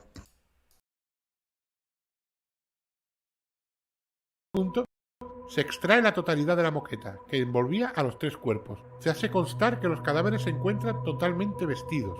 Por su señoría se ordena al médico forense proceda a un reconocimiento, lo que efectúa inmediatamente informando que el primer cadáver encontrado corresponde a una mujer joven. El cuerpo se encuentra fragmentado en la mitad superior del tronco. Esta terminología tampoco es comprensible, ya que cita que el cuerpo está fragmentado por la mitad, lo que da a entender que dicho cuerpo está partido en dos, cosa que más tarde se comprobará en las autopsias que no hay ningún cuerpo cortado por la mitad. Sigamos. Que tiene las manos atadas, que su cadera es ancha, es el cuerpo más pequeño, medirá aproximadamente unos 60 centímetros. El cadáver extraído en segundo lugar es también una mujer joven. El cuerpo se encuentra osificado. La talla aproximada es de unos 67 centímetros. Tiene las manos apelmazadas y pegadas alrededor del cuerpo. El tercer cadáver extraído tiene la cabeza muy deformada y el tamaño del cuerpo es intermedio entre los otros dos. Los brazos se encuentran completamente pegados al cuerpo. En ninguno de los cuerpos se observa ningún tipo de introducción en los mismos de objetos, no apreciándose restos sanguíneos de hemorragia, que en estos momentos no puede precisar la causa de la muerte, que lo hará una vez realizada la autopsia. Por su señoría se ordena el levantamiento de los cadáveres y el traslado al Instituto Médico Forense de Valencia, donde deberá ser practicada la autopsia por los 2 médicos forenses del Partido Judicial de Alcira, 2 médicos forenses del Instituto Anatómico Forense y 2 médicos de la Cátedra de Medicina Legal de Valencia. Se ordena a las fuerzas. Esto sí es una cosa que se ha puesto mucho en entredicho y se ha puesto mucho, sobre todo para la gente que defiende la versión que no es oficial, y es que no se hace. El juez normalmente no asigna los médicos forenses que van a realizar la autopsia. Y además es raro que, bueno, incluso asignándolo, asigne a 6 médicos forenses, para realizar una autopsia, que lo único que van a hacer es, como decía, no me acuerdo quién lo dijo, lo escuché en una entrevista, no recuerdo ahora mismo muy quién lo dijo, que 6 médicos forenses lo más que pueden hacer es estorbarse unos a otros, porque no van a estar los 6 en lo alto del cadáver. Normalmente 2 médicos forenses sí, pero 6 son muchos. Entonces es raro que el juez designe a 6 médicos forenses para hacer la autopsia. Puede ser también que al ver que era un caso tan mediático y demás, se quisiese asegurar bastante bien y por eso asignó tantísimos médicos forenses. Como diciendo, cuantos más haya, más claro va a quedar todo y menos problemas voy a tener. No lo sé. La cosa es que es raro que un juez asigne a los forenses y luego además que asigne a 6. Dime, Jessica, algo por ahí. Mira, Triun, dice, ¿alguna lesión apreciada en los cadáveres se debe al levantamiento de los cuerpos? Pues posiblemente alguna lesión apreciada en los cadáveres se debe al levantamiento de los cuerpos, claro. Si se levantaron como se levantaron, que allí metió las manos todo el que estaba, no se hace con el extremo cuidado que se debe hacer. Y es más, ahora cuando declare el funerario, vais a ver cómo él dice, los cuerpos 2 y 3 salen con las cabezas. Si estas cabezas se han desprendido, la Guardia Civil dice que las tenían desprendidas, están confundidos. Si se han desprendido es durante la bajada de los cuerpos, porque el terreno por el que van es muy abrupto y hay muchos baches, cosa que te está diciendo que ya solamente el desprenderse la cabeza es una lesión ocasionada por el transporte de los cuerpos. Sí, también dicen que lo de los 6 forenses de circo, que vaya el lenguaje que utiliza el forense en el levantamiento de los cadáveres, el pobre no pudo hacerlo peor. Sí, además es que se demuestra un médico forense es médico, sabe de anatomía muchísimo. Yo no tengo ni idea, pero confundir un brazo con una mano y una deformidad en la cabeza cuando no la tiene, y que un cuerpo está fraccionado por la mitad cuando no lo está, y cosas así, pues hombre, son cosas muy raras. Para un médico forense, que es una persona que entiende de anatomía. Y no me vale la excusa de decir que era de noche, porque cuando los cuerpos salen de la fosa no es de noche. Es de noche cuando llegan las cajas. Pero a las 6 de la tarde no es de noche, que es cuando sale el último cuerpo de la fosa. Sigan. También Isma te dice algo muy interesante, que es extraño que las niñas aparezcan tan perfectamente vestidas y con todos sus objetos personales encima. Bueno, aparecen, según dicen los padres, con más objetos personales, según dice, por ejemplo, Fernando García, con más objetos personales de los que debería, porque Tom y Miriam aparece con 2.100 y pico de pesetas, que son unos 12 euros y pico, unos 13 o 14 dólares, cuando dicen que ella salió sin dinero y lo lleva. Y luego otra cosa rara, también extraña, es que si los asesinos de las niñas son Antonio Angrés y Miguel Ricard, es que no les robasen nada a las niñas, que aparezcan sus cadenitas de oro, su anillo, el dinero. Lo más normal es que se lo hubieran quitado todo, porque era lo que ellos eran, unos ladrones. Ellos se dedicaban a robar, robaban mandarinas y naranjas de los campos. Cuanto más no van a robar 2 cadenitas de oro y 2 anillos, no tiene lógica, ¿no? Uh-huh. Javier también te pregunta algo, dice Triun, Miriam llevaba 2 prendas interiores, una de ellas es un tanga, muy raro para la época, no es cierto. Sí, para esa época una niña de 14 años llevar un tanga es extraño. lo raro no es ya en sí que llevara el tanga, porque un tanga, bueno, puede ser, hoy en día lo llevan. Antiguamente en esa época no era muy normal, pero bueno, pongamos que lo llevase. Lo raro es que llevara dos, que llevara una braga fina y bajo esa braga llevase un tanga morado que la familia no reconoce como de la niña, o sea que por lo visto no era una ropa interior que la niña tuviese o usase. Claro, Otto, por ejemplo, dice que una de las niñas tenía puesta la cazadora del revés. Sí, esa era Miriam. Miriam se supone que durante la agresión le dislocan uno de los hombros y claro, el brazo pues se le queda colgando, se le queda muerto. No sé si alguno de ustedes ha tenido alguna vez una dislocación del hombro, o se le ha salido el hombro del hueso, el hueso del hombro de la clavícula, que me ha pasado, y se te queda el hueso, la mano se te queda muerta, la mano no la puedes mover, no tiene, por mucho que quiera no la mueves porque está colgando. Y se ve que para evitar que llevara el brazo colgando, le pusieron la chaqueta del revés y le amarraron la chaqueta del revés que le sujetaba los brazos. Le pusieron lo de abajo de la chaqueta arriba y lo de los brazos y lo de atrás delante. Entonces le abrocharon la chaqueta por detrás. Raquel pregunta si le puedes hacer, le puedes explicar. A Raquel dice eso y la cruz de Caravaca que no era de ninguna de ellas.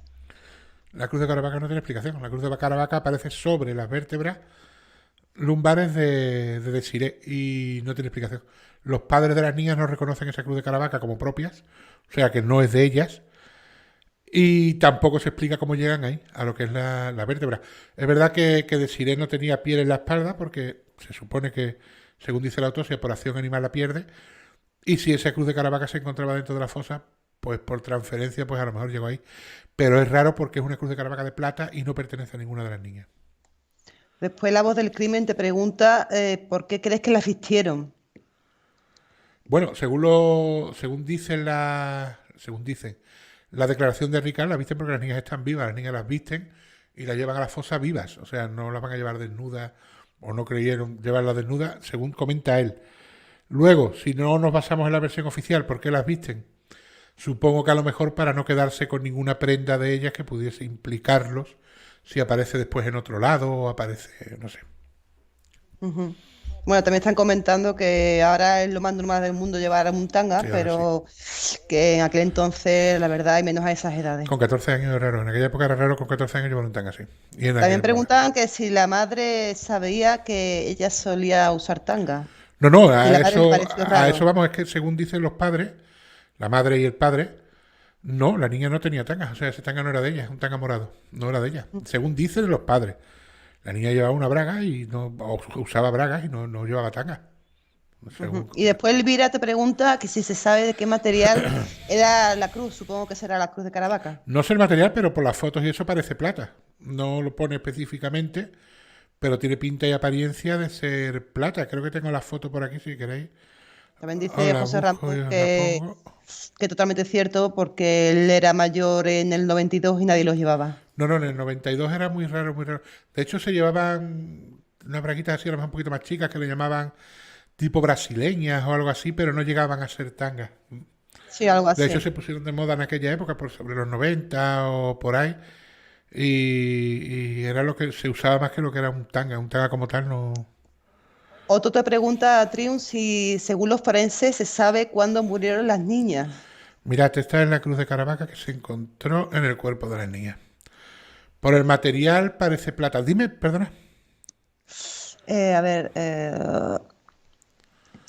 preguntan si sabes, los forenses saben más o menos cuándo murieron las niñas. Según los forenses, dan como fecha de la muerte el mismo día o el día después de desaparecer los cadáveres. O sea, el mismo 13 de noviembre o el 14, a lo sumo. ¿Vale? Sí, ¿Algo más o seguimos? no, ahora mismo se está hablando más o menos de lo mismo, ¿no? Normalmente los casos así, como dice Isma, aparecen los cuerpos desnudos o con las prendas mal puestas, ellas perfectamente vestidas y con sus objetos personales, que es muy raro. Es raro. Es raro sobre todo que no le robaran lo que son las cadenitas de oro, las monedas. Lo más normal que se los hubieran quitado. Tratándose en este caso de dos ladrones. Hombre, tratándote de gente que robaba cualquier tontería, Exacto. pues Bueno, pues sigamos. De la Guardia Civil presentes se realicen las averiguaciones necesarias tendentes a determinar los hechos y personas responsables en los mismos, informando de sus resultados. Se hace constar que los objetos encontrados quedan bajo la custodia de la Policía Judicial.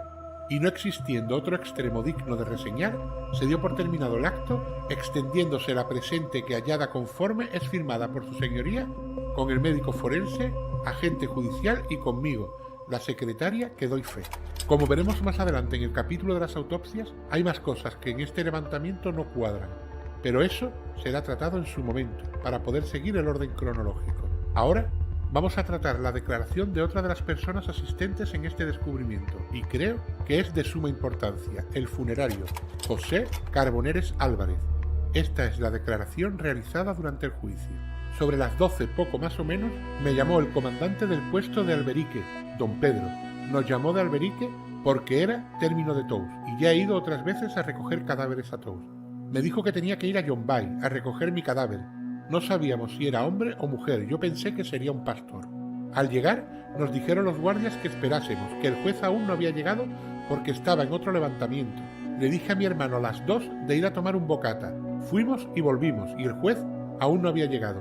Les esperamos en el cuartel al volver de tomar el bocata. Estaba el señor Salas, el que encontró, y dije, ¿es familia usted del difunto? Y me dijo, no señor, yo estaba ahí cuando se han encontrado. Soy uno de los que las han encontrado. Y al encontrarlo hemos visto 3 cinturones por ahí. Yo al decir eso me quedé parado y dije, usted está pensando una cosa que yo también he pensado. Y caímos que si sería esto lo de las chiquitas, pero ya no me dijo nada más. Vale, mirad este pequeño detalle. El funerario dice que Sara le dice que han encontrado 3 cinturones. Imagino que está confundido porque los cinturones los encuentra Aquino y es cuando sube arriba con los dos miembros de la Policía Judicial, y de hecho Salas no se encuentra con Aquino hasta que ya sube ahora, que sube con el funerario. Y luego también le dice que él pensó y le dijo, esto va a ser lo de las chiquitas, y ya se quedaron callados. O sea que cuando, según comenta él mismo, José Salas, cuando baja a la comandancia, la Guardia Civil le pregunta y le dice, ¿no serán las niñas? Claro, cosa también rara que le pregunten eso, pero se lo preguntan. Y dice él que no sabe quién hay debajo de la fosa. Mira, Triun, dice Seila García, y lo que le habían torturado durante semanas a las crías.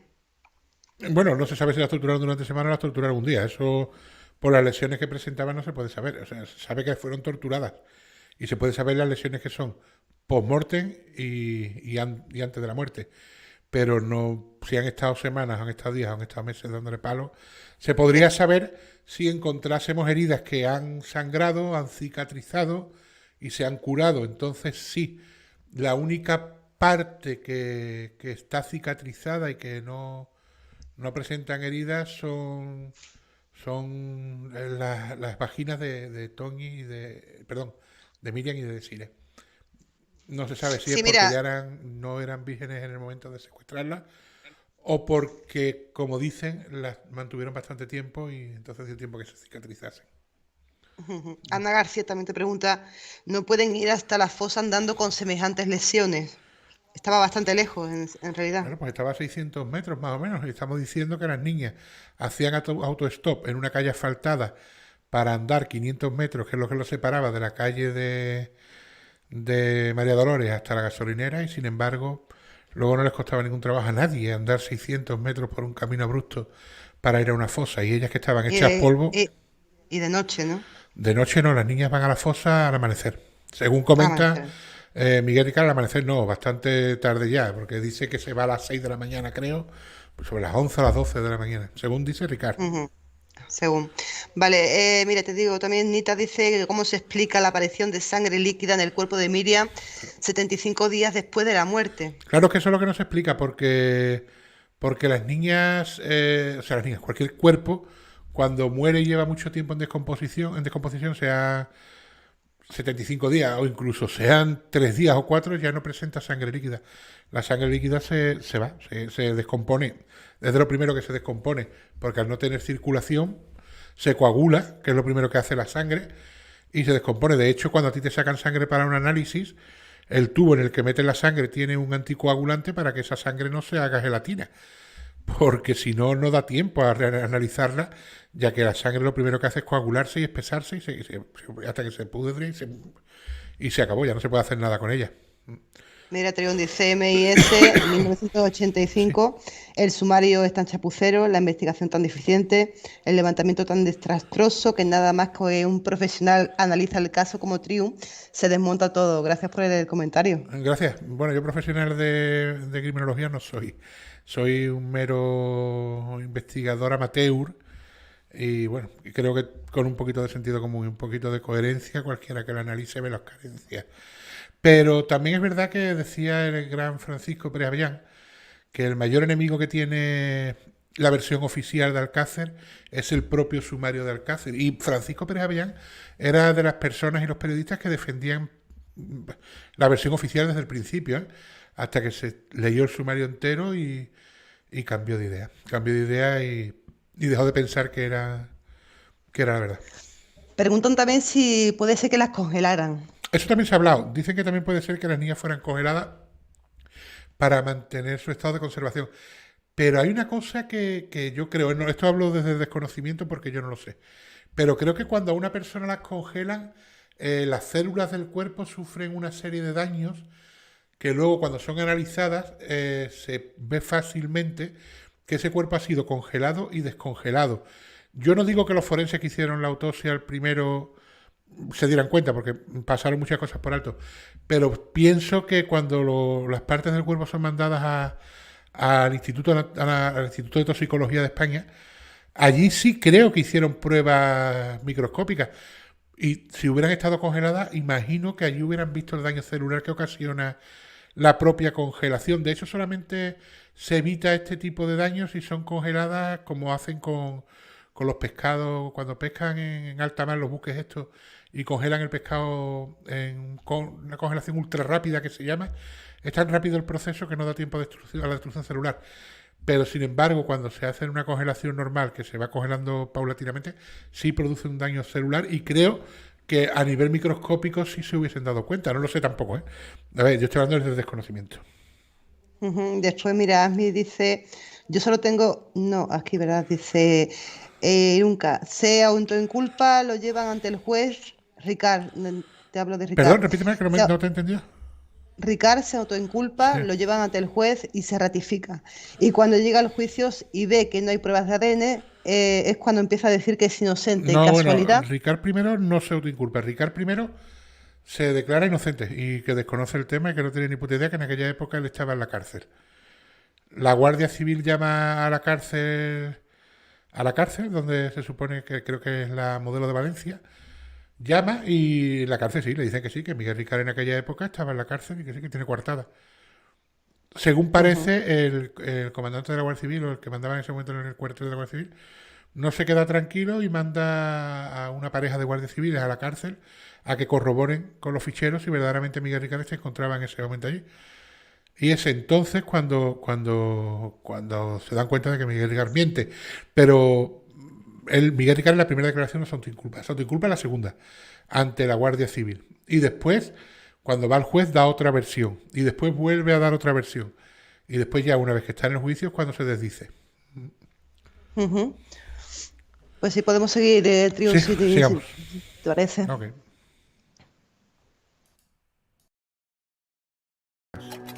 Llegó más Guardia Civil y me dijeron que mi coche no podía subir. Estuvimos en el cuartel hasta las 3 y poco más o menos que llegó el señor juez y todos los del juzgado. Nos montamos y nos fuimos para arriba. No me dijeron que podía haber más de un cadáver y cuando me avisaron me dijeron que solo llevase una caja. Empezamos a subir. No recuerdo cuántos coches éramos. Yo iba detrás con el coche fúnebre, hasta un punto en el que paramos y cambiamos dicha caja a un jeep de la Guardia Civil. Como no cabía, las ataron con cuerdas detrás, más todas las bolsas que yo llevaba.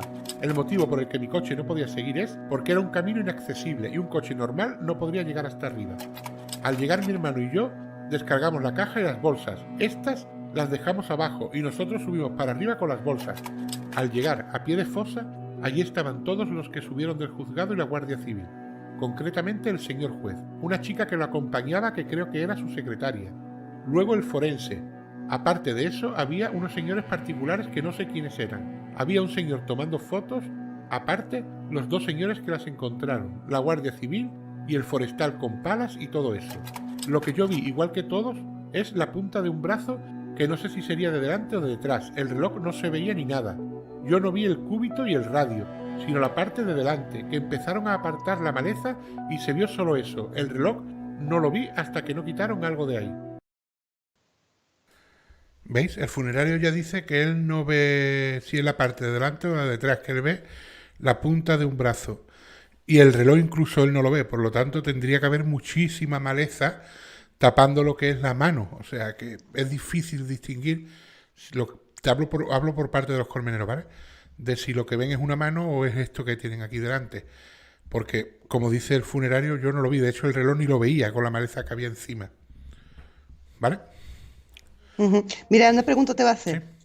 Me han preguntado Seila García. Entonces, ¿cómo puede ser que debiera estar en la cárcel y no saltaran las alarmas y iba tranquilamente por ahí? ¿Cómo es posible que no estuviera en la cárcel? Claro, si él debía estar en la cárcel, No, Miguel no Ricard, estaba. Miguel Ricard no debía estar en la cárcel. Miguel Ricard no. No, él dice que él estaba en la cárcel porque él entró en prisión en ese mismo mes, pero no en ese día en concreto. Él se salió de la cárcel libre, o sea, él cumplió la condena que le pusiesen, que ahora no recuerdo cuánto era, y salió. Y el que sí tenía que estar en prisión, que estaba en un permiso, que se saltó el permiso y no volvió, fue Antonio Inglés, pero que ni lo buscaban, estaba en busca y captura, pero él andaba tan normal por su piso en Catarroja y por la caseta de John Bay, y de la Romana. O sea que Antonio Inglés sí estaba en busca y captura porque sí estaba fugado de prisión, pero Miguel Ricard no estaba en busca y captura. De hecho, Miguel Ricard no tenía ninguna cuenta pendiente y cuando él dice que porque él después hay cartas escritas, o sea, de Miguel Ricard hay un libro muy bueno que ahora no recuerdo el nombre, en el que están todas las cartas que Miguel Ricard le escribe a un amigo que tiene fuera, que le ayuda económicamente. Y en esas cartas y todo, él dice, yo llegué a la casa de Neusa, al bloque de Neusa, y vi la Guardia Civil, estaba allí el patrol y había un montón de guardias militares en la puerta, y subí para arriba porque como yo no tenía nada pendiente, no tenía nada que temer. O sea, por lo tanto, él no tenía nada pendiente en ese momento. ¿Seguimos? Sí, seguimos. Entonces comenzaron con palas, no con picos, sino con palas, a quitar la tierra, y yo les di guantes desechables. Y comenzamos a quitar la última tierra pegada al cadáver que quité yo con las manos con guantes. Entonces, al quitar la última tierra de la chiquita, cayó como una cabellera postiza, pero era el pelo de una de las jóvenes. Y entonces mi hermano exclamó, esa es la Tony.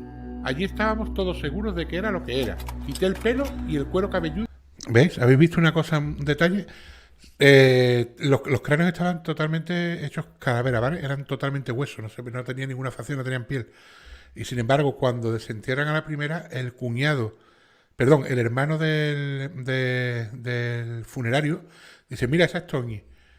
O sea, estaba reconocible, porque tú no desentierras un cadáver y ves ahí un hueso y dices, es Tony, ¿no? Y lo primero que desentierran es la cara, que dice que él le quita incluso la tierra con las manos. Mira, MIS 1985 dice, bueno, el fotógrafo que deja la cámara y se pone a excavar, es que de verdad no puede todo ser una conspiración, es gente mal preparada. Ahora cuando acabe esto, vamos a hablar de eso, del fotógrafo que deja la cámara. Sí, aquí están comentando que es vergonzoso. Ahora cuando acabe esto, vamos a hablar de ese tema. Sigamos. Estaban sueltos y lo puse en una bolsa de plástico. Lo cogimos entre yo y un guardia civil y alguien más que no recuerdo. Yo lo cogí por los hombros. Al quitarla, se quedó la cabeza ahí.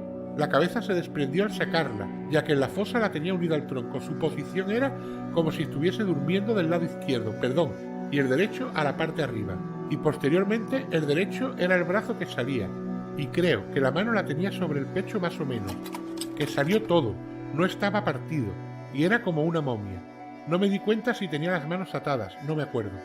Al sacar el primero pensamos que no había más, estaba todo cubierto, pero se veía como un muslo. Alguien comentó que eso era una piedra, y yo le contesté al que fuese, que creo que fue al forense, esto es otra. Al tocar fue cuando me di cuenta que era un muslo. Esta chica era la que peor estaba.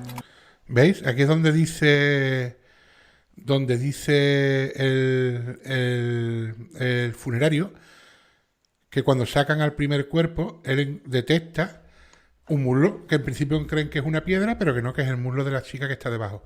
Por eso en el croquis que he hecho de los cuerpos dentro de la fosa, os he puesto como tendría que tener las piernas el segundo cadáver, el segundo cuerpo, para que verdaderamente lo que encuentren sea el muslo, ¿vale? Mira, Trium, dicen que cómo van a saber quién es Toñi si las cabezas eran calaveras. Claro. La cabeza, también están preguntando que la cabeza de Toñi era reconocible. Bueno, Cosas que a no ver, era entienden. reconocible. Aquí hay una cosa muy clara. Yo no he visto nunca a Tony, supongo que ese hermano del funerario, que además no era ni del mismo pueblo, hubiese visto en la vida a esa chica más que en las fotos que había colgadas por todos lados. Y él la reconoce del tirón. Él, del momento que quitan la arena a la tierra, a la primero dice que es la Tony. Podría haber dicho, mira, una de las niñas, o parece una niña. Pero no, dice claramente es la Tony. Y realmente esto Sí, eso estaban comentando aquí en el chat que si eran calaveras, como las reconocieron tan rápido. exacto. Otro dice, no la reconocen por el pelo. Bueno, el pelo se desprende, o sea, por el pelo dudo mucho que la reconociese. Alguna facción tenía que tener reconocible cuando esta persona, y además desde fuera de la fosa, que no está dentro con ella y la tiene cerca, está diciendo, mira, es la Tony. O sea, él la reconoce del tirón, nada más la ve. Ujú. ¿Seguimos? Sí, seguimos.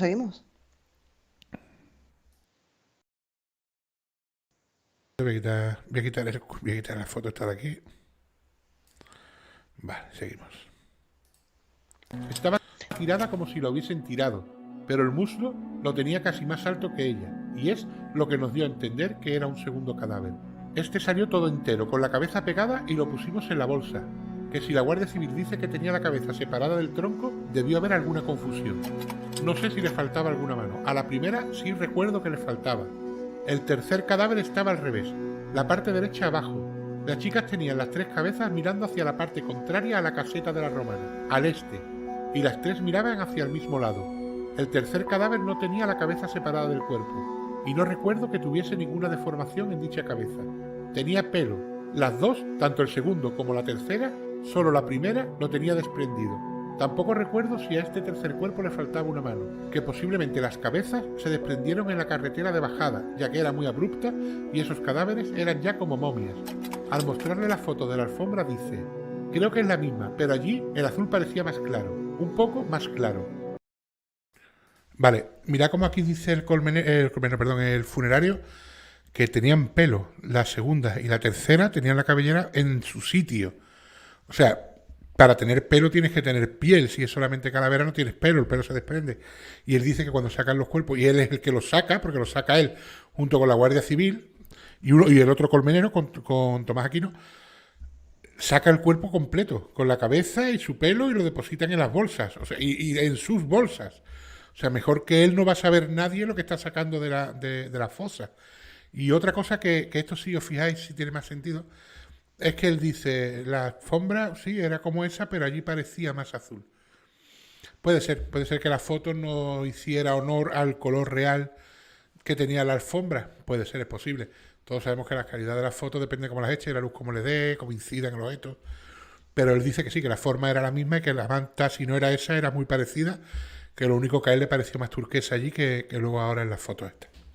Mira, Triun dice Liz Ortega que si es normal que en 75 días haya esa diferencia de descomposición entre el tronco y la cabeza en los tres cadáveres. Claro, es que eso es lo que no dan explicación a la diferencia de descomposición que hay entre el cuerpo y las cabezas, porque los cuerpos están extremadamente bien conservados para llevar 75 días enterrados y las cabezas están extremadamente mal conservadas para llevar 75 días enterradas. O sea, las cabezas tendrían que llevar muchísimo más tiempo y los cuerpos muchísimo menos. Aquí la única explicación así posible es que en el lugar en donde estuviesen enterradas, las cabezas, si damos por bueno el doble enterramiento, es que las cabezas estuviesen fuera de donde estuvieran ellas metidas. Si estaban en un sitio con agua, como dicen que estaban, ¿no? En un sitio acuático, por el tema de las livideces cadavéricas, las cabezas estarían fuera del agua. Entonces, no sé, es raro que las cabezas estén tan mal estado y los cuerpos estén tan bien conservados que incluso algunos tienen hasta los órganos. Después Javier Rodrigo Alarcón te dice, no les hicieron pruebas de ADN Para reconocer los cuerpos le tuvieron que hacer pruebas morfológicas con fotos que no son concluyentes. Gente que solo la ha visto en fotos las reconoce. Te hablo por el que la desenterró primero. Sí, no, pruebas, o sea, pruebas de ADN no le hicieron, a los cuerpos no le hicieron ninguna prueba de ADN, fueron reconocidas por los objetos personales y luego por superposición de fotos en los cráneos, que de hecho si buscáis encontráis las fotos por internet y lo veis como sale sobre todo la de Miriam. Luego mucha gente dice, bueno, serían las niñas las que estaban allí y tal, no sé qué, no sé cuánto, incluso el padre de Miriam muchas veces enterrado ha expresado el tema de que él no sabe ni si incluso en el ataúd de su hija hay huesos, ¿no? Pero vamos, yo creo que si él lo pide o un juez o lo que sea, pueden hacer una exhumación y hacer pruebas de ADN a dichos cuerpos. Lo que sí, con que averigüe dónde están las calaveras, porque sé que las calaveras no se enterraron junto con los cuerpos, que las tenían frontera. A las calaveras, a los dientes, creo que se les puede hacer ADN mitocondrial. Y luego otra cosita es que dicen, bueno, pero serían las niñas y tal. Ahora han aparecido unos huesos en la fosa y esos huesos sí se le ha hecho muestra de ADN y en la mano de Miriam. O sea, eso sí está comprobado. Por lo tanto, Miriam está muerta. Y sea ella o no sea ella la que sacaron de allí, la mano de Miriam han encontrado los huesos. Y se les ha hecho prueba de ADN, por lo menos a la mano de Miriam tiene su prueba de ADN. ¿Seguimos? Mira, después Raquel dice que por qué metieron los cueros cabelludos en una bolsa, los juntaron todos. Eso no tiene explicación, eso lo reclamaba mucho Frontera, que no se debe nunca de mezclar los cueros cabelludos de unas con las de otras porque se tienen que sacar las pruebas. De hecho, los cueros cabelludos, según hizo Frontera después, hay que peinarlos para extraer todas las posibles muestras que tengas de fauna cadavérica, tipo de tierra, etcétera, etcétera. Y lógicamente analizar si el pelo corresponde a una o corresponde a otra. Después, mira, Guillén Salvador pregunta, hola Triun, ¿por qué crees que Fernando García se obsesionó con que su hija vivió hasta pocos días antes del hallazgo? Bueno, Fernando García se obsesionó con que su hija no murió el mismo día del enterramiento, el mismo día del secuestro, el día después, básicamente por los datos forenses, porque a la hija le encuentran sangre líquida en el pecho, 75 días después de haber muerto. Le encuentran la vesícula biliar intacta, cuando la vesícula biliar es un órgano que se descompone a los 3 días o 4 de haber muerto. Le encuentran el estómago, que incluso ven lo que tenía el estómago dentro. Y de hecho hayan un objeto sólido de 1 centímetro, creo que es cúbico, duro, que no saben lo que es. Le hallan la vejiga intacta, o sea, lo que es a nivel visceral, el cuerpo de Miriam estaba como si hubiera muerto hacía 4 días. Lo único que sí presentaba un excesivo deterioro era la cabeza, pero lo que es el cuerpo a nivel visceral y a nivel cutáneo estaba perfecto, como si hubiera muerto hacía nada, 2 días, 3. Hay muchos comentarios sobre la alfombra, ¿no? Sobre la moqueta. Se dice que era una alfombra de calidad, una moqueta de calidad. Luego eso lo dijo Juan Ignacio Blanco, pero también hay que decir una cosa. Yo he escuchado a Juan Ignacio Blanco hablar luego, porque se dijo primero, no, es una alfombra cara, una alfombra de dinero, una alfombra persa, decían persa. Pero luego Juan Ignacio Blanco, cuando habla, que lo he escuchado yo en entrevistas y de hecho las podéis buscar por internet, él dice, bueno, es que esas palabras no fueron así concretamente, no quisimos decir que fuera una alfombra de alto standing, una alfombra persa, una alfombra cara, quisimos decir que era una alfombra gorda, gruesa, de buen material, una moqueta buena, una moqueta de buen material. Todos sabemos lo que es una moqueta es gruesa, es gorda, pesa. O sea, y él dice que se refería a eso más que a una alfombra persa, que él no en ningún momento dijo una alfombra persa. Que él dijo que era una alfombra gruesa, de buen material, que no era una alfombra barata, una tela, ¿no? Sino que era una alfombra de buen material y que pesaba. Él sobre todo dice que lo decía por el tema del peso, porque no tenía sentido, o él no veía sentido ninguno transportar una alfombra tan pesada, que era una alfombra, una moqueta, de la caseta que está a 600 metros, que no olvidemos que está a 600 metros, ¿eh? De 600 metros hasta la fosa. Estaban comentando antes que llevarlas en camilla a tres niñas muertas, llevarlas entre 2 personas era técnicamente imposible. Por aquella zona yo pienso que sí, que es técnicamente imposible, pero eso dice que hicieron. Bueno, lo de la camilla no, al final dice que las niñas fueron andando por su propio pie. De hecho dice que cuando están llegando a la fosa es cuando Antonio Anglés le dice a Miguel Ricard, oye, vete a la caseta y tráete la moqueta. Y es cuando dicen que él va, coge la moqueta y viene de vuelta. 1 kilómetro 200, 600 para allá y 600 para acá. No es que hago mucho hincapié en los metros y lo hago por una cosa básica, porque los que defienden que las niñas hicieron autostop para 500 metros no discuten que luego se hayan comido 600 metros para arriba y 600 metros para abajo con cadáver para arriba y cadáver para abajo, para descubrir a mano el colmenero 600 para arriba y 600 para abajo. O sea que en ese momento lo toman como una distancia corta y sin embargo para ir a Color lo toman como una distancia larga. A eso me refiero, por eso hago hincapié en los 600 metros. También pregunta Cristina Rodrigo si nunca se aclaró el objeto del estómago de una de ellas. No, ni se aclaró el objeto que había en el estómago de una de ellas, ni otro objeto que se encontró dentro de la vagina. No recuerdo si era Miriam o Desiree, creo que era Miriam. También de 1 centímetro duro y tampoco se aclaró qué es lo que era. ¿Algo más? Vale, pues podemos seguir. Seguimos. ¿Pero qué es? ¿Esa o por lo menos es igual? Que era muy fuerte, que intentaron sacarla pero no salía y que siempre la vi azul. Y aunque me parece que es esa, yo la vi azul. En cuanto a la foto del guante del colmenero que dicen que apareció en la fosa, este comenta: de la fosa no salió ningún guante como ese, yo no lo recuerdo. Cuando sacamos los 2 cadáveres, yo le pregunté a su señoría si quería que llamásemos para pedir 2 cajas más, ya que 2 de las chicas estaban en las bolsas, y él me contestó que no me preocupase, que estaba todo previsto. Terminamos de desenterrar los cuerpos a las 6 de la tarde más o menos. No era de noche, pero faltaba poco. Alguien subió 2 cajas bastante tarde, en torno a las 9 o algo más. La alfombra la metí yo en una bolsa y cuando bajamos se quedó dentro de una caja que era para eso. Cuando llegamos al cuartel sería en torno a las 10 de la noche. Le dije al juez que si íbamos al cementerio de Alcira y nos dijo que no, que teníamos que llevar los cuerpos al Instituto Anatómico. Llegó una furgoneta de Valencia, porque no íbamos a ir con los ataúdes atados en los coches de la Guardia Civil. Le dije al señor juez si pasaba también la caja que estaba en mi coche y la alfombra, y el juez me dijo que no, que yo tenía que ir con la caja y la alfombra en mi coche hasta el instituto. Llegué a la casa de Alberique sobre las 12:30 o la 1 y de ahí nos fuimos al Instituto Anatómico Forense. La caja y la alfombra nunca salieron de mi vehículo hasta ese momento. Tras esta declaración, os relato el atestado de la Guardia Civil sobre el hallazgo de los cadáveres. Sumario 193, folio 232, atestado, instruido por el hallazgo de 3 cadáveres.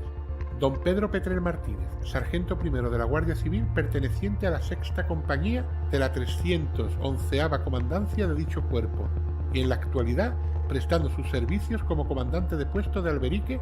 Por medio del presente atestado hace constar los siguientes extremos: que a las 12:15 del día 27 del mes de enero de 1993 se tuvo conocimiento en este puesto mediante llamada telefónica del comandante del puesto de Guardia Civil de Yombay, en el que participaba, que sobre las 12:10 del mismo día se había personado en dicho puesto 2 personas, informando de que en la partida del barranco de la Romana del término municipal de Tous y demarcación del puesto de Alberique habían visto como enterrado en la tierra se observaba la mano de una persona y el reloj de pulsera.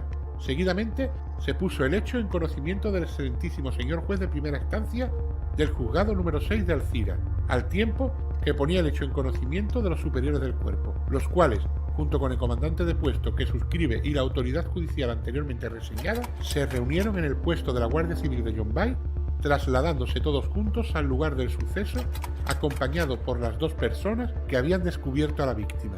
Una vez en el lugar del suceso y con permiso de la autoridad judicial, se procedió a desenterrar a la víctima, dando como resultado que la víctima se trataba de las niñas desaparecidas de Alcácer el día 13 de noviembre de 1992, Miriam García Iborra, Antonia Gómez Rodríguez y María Deseada Hernández Fol. Las víctimas fueron halladas por José Sala Sala, nacido el día 17 de noviembre de 1993, natural de Montroy, con domicilio en la calle Tal, hijo de Miguel y de Dolores, jubilado, y Gabriel Aquino González, hijo de Gabriel y de Encarnación, casado, jornalero, natural y vecino de Montroy, con domicilio en la calle Tal. Por el equipo de Policía Judicial de la Guardia Civil de Valencia se lleva la investigación e instrucción de las diligencias las cuales serán entregadas a este juzgado, y para que conste, se extiende la presente diligencia, que firma el sargento primero que la extiende y certifica, siendo las 6 horas del día 31 de enero de 1993. Y para que conste, se entiende por diligencia que firma el instructor en unión de mí, el secretario, que certifico. En el próximo capítulo trataremos el problema que hubo con las fotografías, los miembros de la UCO y varias casualidades o causalidades que se dieron ese fatídico día. Llegados a este punto, creo que es el momento de poner fin a este capítulo triste y desgarrador, que trata sobre el hallazgo y levantamiento de los cuerpos de las 3 chicas. Un frío, 27 de enero de 1993, 75 días después de haber desaparecido, dejando para siempre una herida que ni el tiempo ha sido capaz de curar y que aún a día de hoy sigue abierta y haciendo daño en el corazón de esas familias a las que el destino les mostró la peor de sus caras.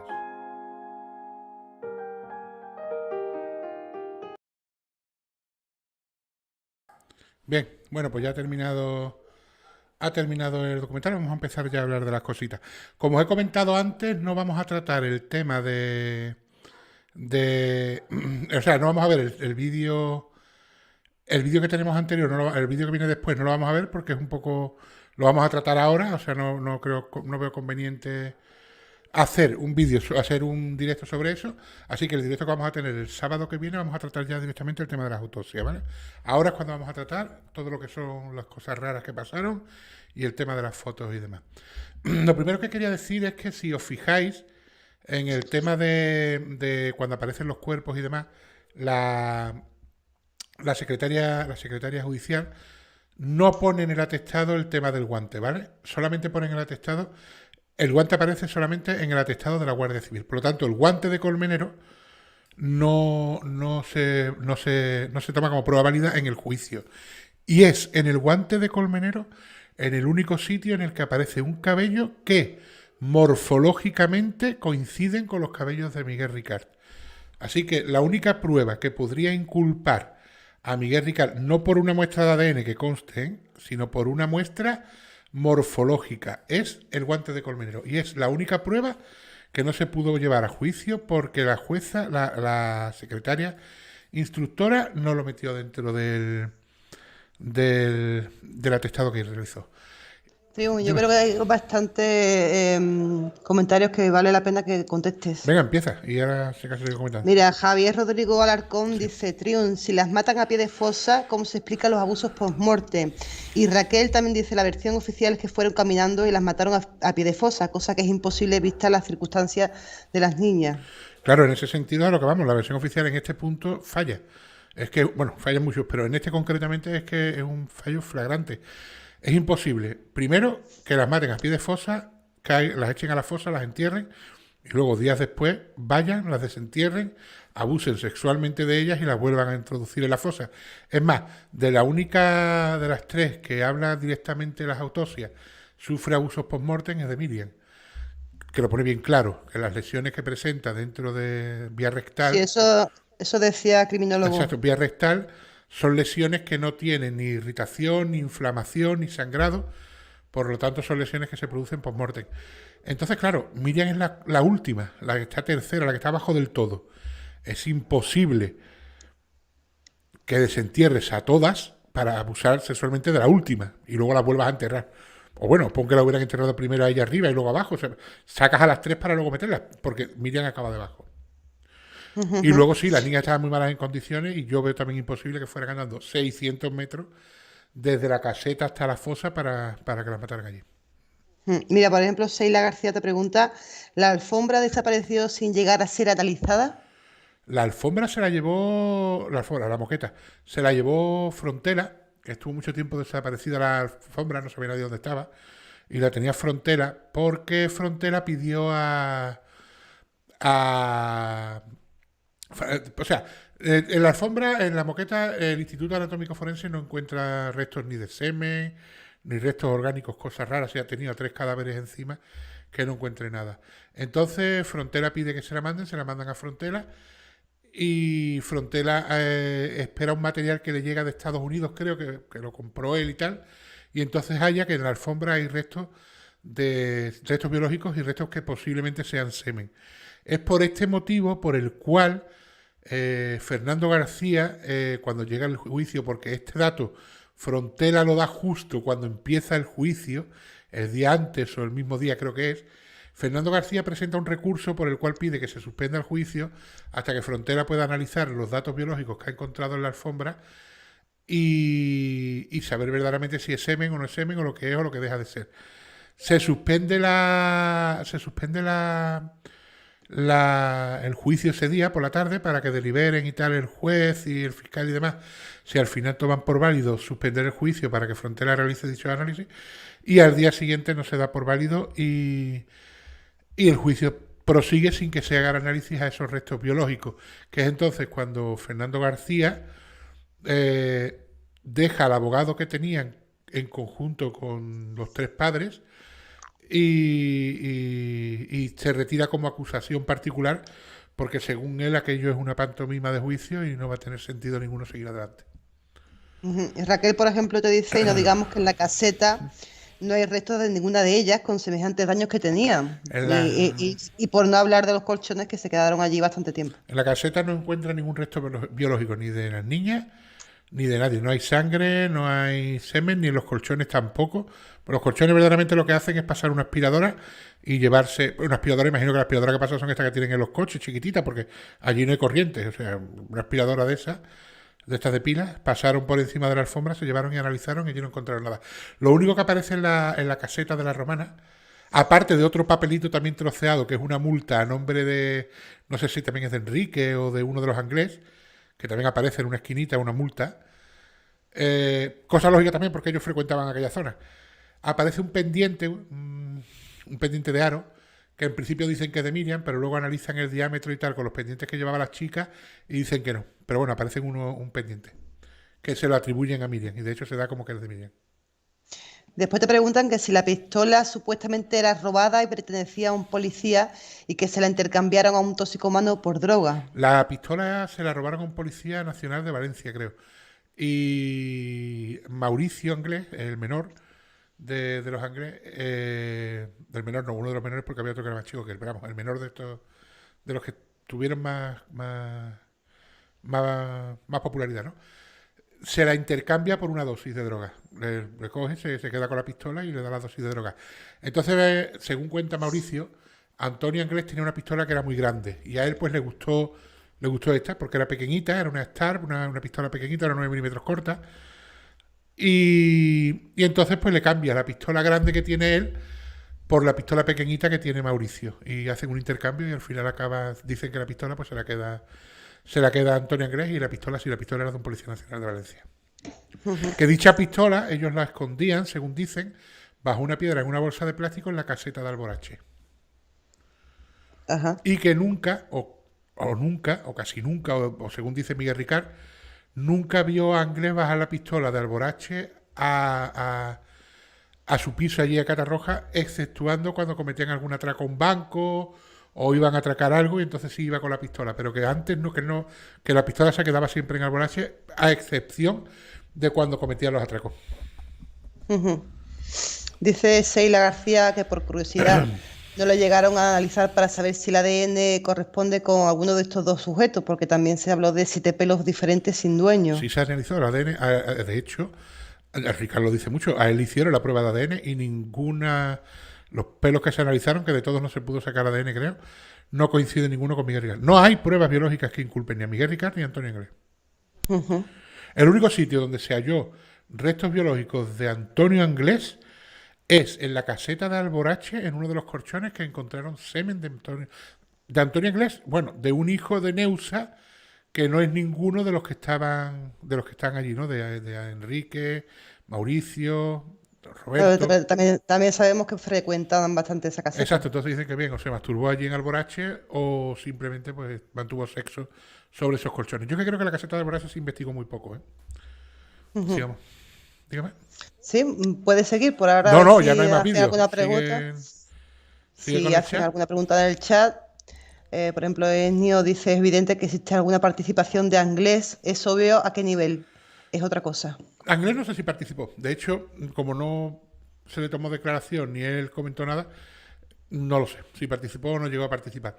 Ricard creo que sí. Ricard participó. Yo creo que no sé el grado de implicación que pudo llegar a tener. Dudo mucho que fuera el asesino, ni el ideólogo, ni el planeólogo de todo aquello. Porque ya como comenté en capítulos anteriores, pienso que para secuestrar a 3 niñas, 3 chicas, o 3 adolescentes, o 3 personas adultas, lo que queráis, hace falta una infraestructura y una logística más grande que decidirlo por un berrunto que te da, o porque lo decides en un momento dado, porque manejar 3 personas es complicado, no es tan fácil. Porque según ellos no lo tenían planeado. No, según ellos salieron, de hecho ellos no iban a Color, ellos salieron para salir a una discoteca que ahora no recuerdo el nombre, cuando estemos en el capítulo este que viene ahora en el otro, que habla de las declaraciones de Ricard, ahí sale el nombre de la discoteca a la que iban. Y según dice él, en un momento dado deciden, oye, vamos a ir a Color que hay más ambiente, cosa que tampoco entiendo. Primero, porque Color los viernes, por lo visto, ese viernes no estaba abierta, era una fiesta. Y segundo, aun sabiendo ellos que no, aunque ellos desconociesen este dato y frecuentaran tal, Color era una discoteca de adolescentes, o sea, no llegaban a 18 años, porque era una discoteca que abría, yo es que recuerdo aquella época cuando estaban ese tipo de discotecas en mi zona, eran unas discotecas que creo que abrían a las 6 de la tarde y cerraban a las 11 o a las 10 de la noche, y no se servía alcohol, era una discoteca para gente, para jóvenes y adolescentes, o sea, no sé qué pintaba un tío ya con veintitantos años en una discoteca en la que no servían alcohol y era para jóvenes y adolescentes. También hay que decir que tampoco tenían antecedentes de ese tipo. No, el único que sí tenía antecedentes por agresión, no sexual, sino agresión a una mujer era Antonio Anglés, que amarró a una, creo que se llamaba, no sé qué pera, creo que era, no me acuerdo el nombre ahora. Porque resulta que según dicen ella movía la droga, que Anglés era traficante y ella era pues una de sus camellos, de las que llevaban la droga para arriba, la droga para abajo y vendía la droga. Ella estaba enganchada y llegado el momento, por lo visto, cogió, se gastó, se consumió la droga que le dio Anglés para vender. Anglés dicen que se cabreó, que la amarró en un poste, en una casa antigua que tenían ellos, no en la de Camín Real, en la que había un pozo, y le pegó, la tuvo allí amarrada con unas cadenas un tiempo, la pegó, la maltrató, incluso cuando le iba a tirar al pozo y tal, fue cuando la Guardia Civil interviene porque el hermano Enrique se chivó de que tenía amarrada a esta chica y entonces intervino la Guardia Civil, la policía. Pero también es verdad que otros dicen que es que eso era una costumbre que tenía Anglés de hacerle a a sus traficantes que estaban enganchados en la droga para desintoxicarlos. De hecho, al hermano, al que estaba en la cárcel, que creo que se llamaba... Ay, ¿cómo se llamaba el hermano de la cárcel? Ahora no me acuerdo. El hermano que estaba en la cárcel estaba enganchado a la heroína también. Y Antonio Anglés se lo lleva a la caseta de la Romana y lo amarra al póster durante unos cuantos días para que pase el mono y después lo desamarra. O sea, por lo visto dicen que era una práctica habitual que llevaba él a cabo para desintoxicar. O sea que... Mira, te comento alguna pregunta también. Dice Javier Rodrigo Alarcón. Triun, ¿sabes sobre el himen de las chicas y su estado de cicatrización? Se habló mucho, ¿podías aclararlo? Lo único que se sabe sobre eso, te hablo de Tony no, porque Tony murió virgen, de Miriam y de Desiree, es que estaba cicatrizado. Eso da dos cosas. Eso, o sea, eso solamente puede ser por dos motivos. Primero, porque las crías ya no fueran vírgenes, porque ya habían mantenido relaciones, tuvieron relaciones sexuales y eso cicatriza. O porque estuvieron tiempo suficiente vivas como para después de sufrir el abuso que el himen cicatrizase. Entonces, eso no se sabe, porque como tampoco dudo mucho que los padres supiesen si sus hijas eran vírgenes o no, porque no van a ir las crías a decirle a los padres, oye, que ya no soy virgen. Entonces, lógicamente, se estaban cicatrizados el de Miriam y el de Desiree, y volvemos a lo mismo, no se sabe si es porque ya no eran o porque pasó mucho tiempo desde que abusaron de ellas hasta que murieron. Mira, por ejemplo, Raquel te dice que, pero en serio es normal que aparezcan restos en la fosa hoy en día, con toda la gente que fue allí en casi estos 30 años. Hombre, no tiene mucho sentido que aparezcan, y más ya no por la gente que fue, sino porque al día siguiente de sacar los cuerpos, se hizo un cribado de la fosa. O sea, la UCO llegó y cribó la fosa centímetro por centímetro. Y la UCO otra cosa no, pero la UCO su trabajo lo hace en condiciones. O sea, imagino También que esa fosa se cribó. Los huesos no estaban enterrados, estaban ahí encima. Eso no lo estaban... desconocemos porque el que encontró los huesos no hizo lo que tenía que hacer, que era llamar a la Guardia Civil. El que encontró los huesos, Los cogió. lo metió en papel albal y se los llevó. Según sus palabras, estaban a ras de fosa. Hizo así con las manos y sacó los huesos. Pero lo mismo son sus palabras porque no lo sabemos. Porque no hizo lo que tenía que hacer, que era llamar a la Guardia Civil. Sí, también dicen que ninguno de ellos dos, ni Antonio ni Ricardo, pues eran drogadictos. O sea, decían que eran drogadictos y no tenían... a ver, ¿cómo te explico? Bueno, Antonio Anglés lo que tomaba era Reynolds. Eran unas pastillas, me parece. Que no eran asesinos, digo, que no eran... No, antecedentes penales por crímenes... antecedentes. Por crímenes de sangre o violaciones no tenía antecedentes ninguno de los dos. Ni Miguel Ricard ni Antonio. Antonio Anglés, el único que tenía, que de hecho es por lo que estaba cumpliendo condena y le dieron el permiso, por Eva Pera. Eva Pera creo que se llamaba, creo que era el nombre. Fue por la agresión a esta chica que tenía amarrada al póster. Exacto. No, por ahora, ya te digo, están hablando de eso, que Liz, por ejemplo, Ortega dice, supongo que se referirá al IME, cicatriza en 3 días. Desconozco el tiempo de cicatrización de un IME después de que tienes la primera relación sexual, no lo conozco.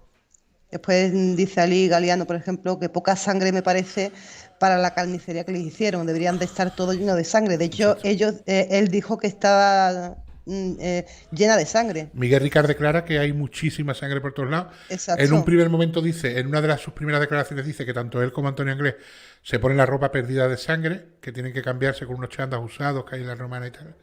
Después dice que él no se mancha de sangre, pero que Antonio Anglés sí se mancha bastante de sangre. En fin, pero es de cajón. A las niñas les arrancan un pezón, a las niñas les parten los dientes a porrazos, a las niñas les clavan un cuchillo por la espalda, a las niñas las apalean, a las niñas le hacen perrería. O sea que sangre tenía que haber por todos lados, está claro. Y volvemos a lo mismo, la romana es una caseta que el suelo es muy poroso y la sangre se hubiera quedado seguro.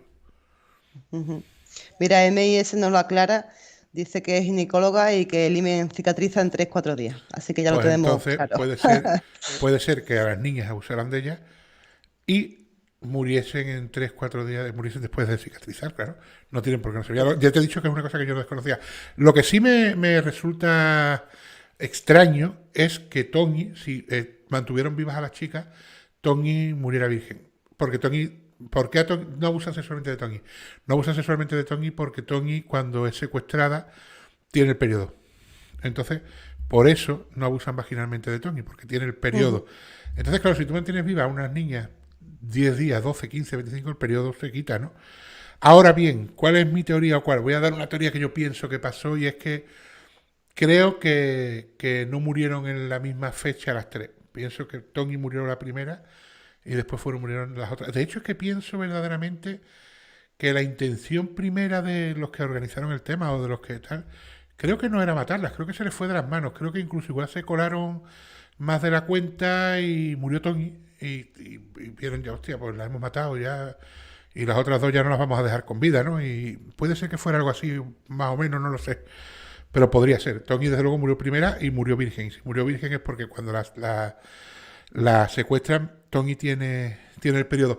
Que de hecho hay una cosa muy relevante, y es que en este caso se pusieron en contacto con los familiares, se pusieron en contacto muchísimos parapsicólogos, videntes, echadores de cartas, estos del tarot, que leían el futuro. Y uno de ellos, que llama, no sé si concretamente, no sé si a Fernando García o a la Guardia Civil, dice, pues he visto a 3 niñas, todo esto como si las hubiera visto en visiones de estas perturbadoras. He visto a 3 niñas y tal, y una de ellas tiene el periodo. Es raro, porque tú puedes decir, una de ellas va con vaqueros, pero tiene el periodo, es raro. Y esta vidente lo dijo, así que igual no era tan vidente, sino que igual sabía algo de más. Dime. Puede ser, ya te digo que si hacemos caso a lo que él dijo, que las violaron y la apalearon en esos colchones, como dijo Fernando García, que tiene una tienda de colchones, sabe perfectamente que una mancha de sangre no se va. Pero eso no lo sabe solo Fernando García, eso lo sabe cualquiera que tenga colchón. O sea, sí, pero bueno, no hace falta ser colchonero, se dedica a eso, ya, pero no hace falta ser colchonero para saber que una mancha de sangre en un colchón, quitas el colchón, muere el colchón, quemas el colchón y la mancha sigue ahí, o sea que... Claro, esa es la cosa.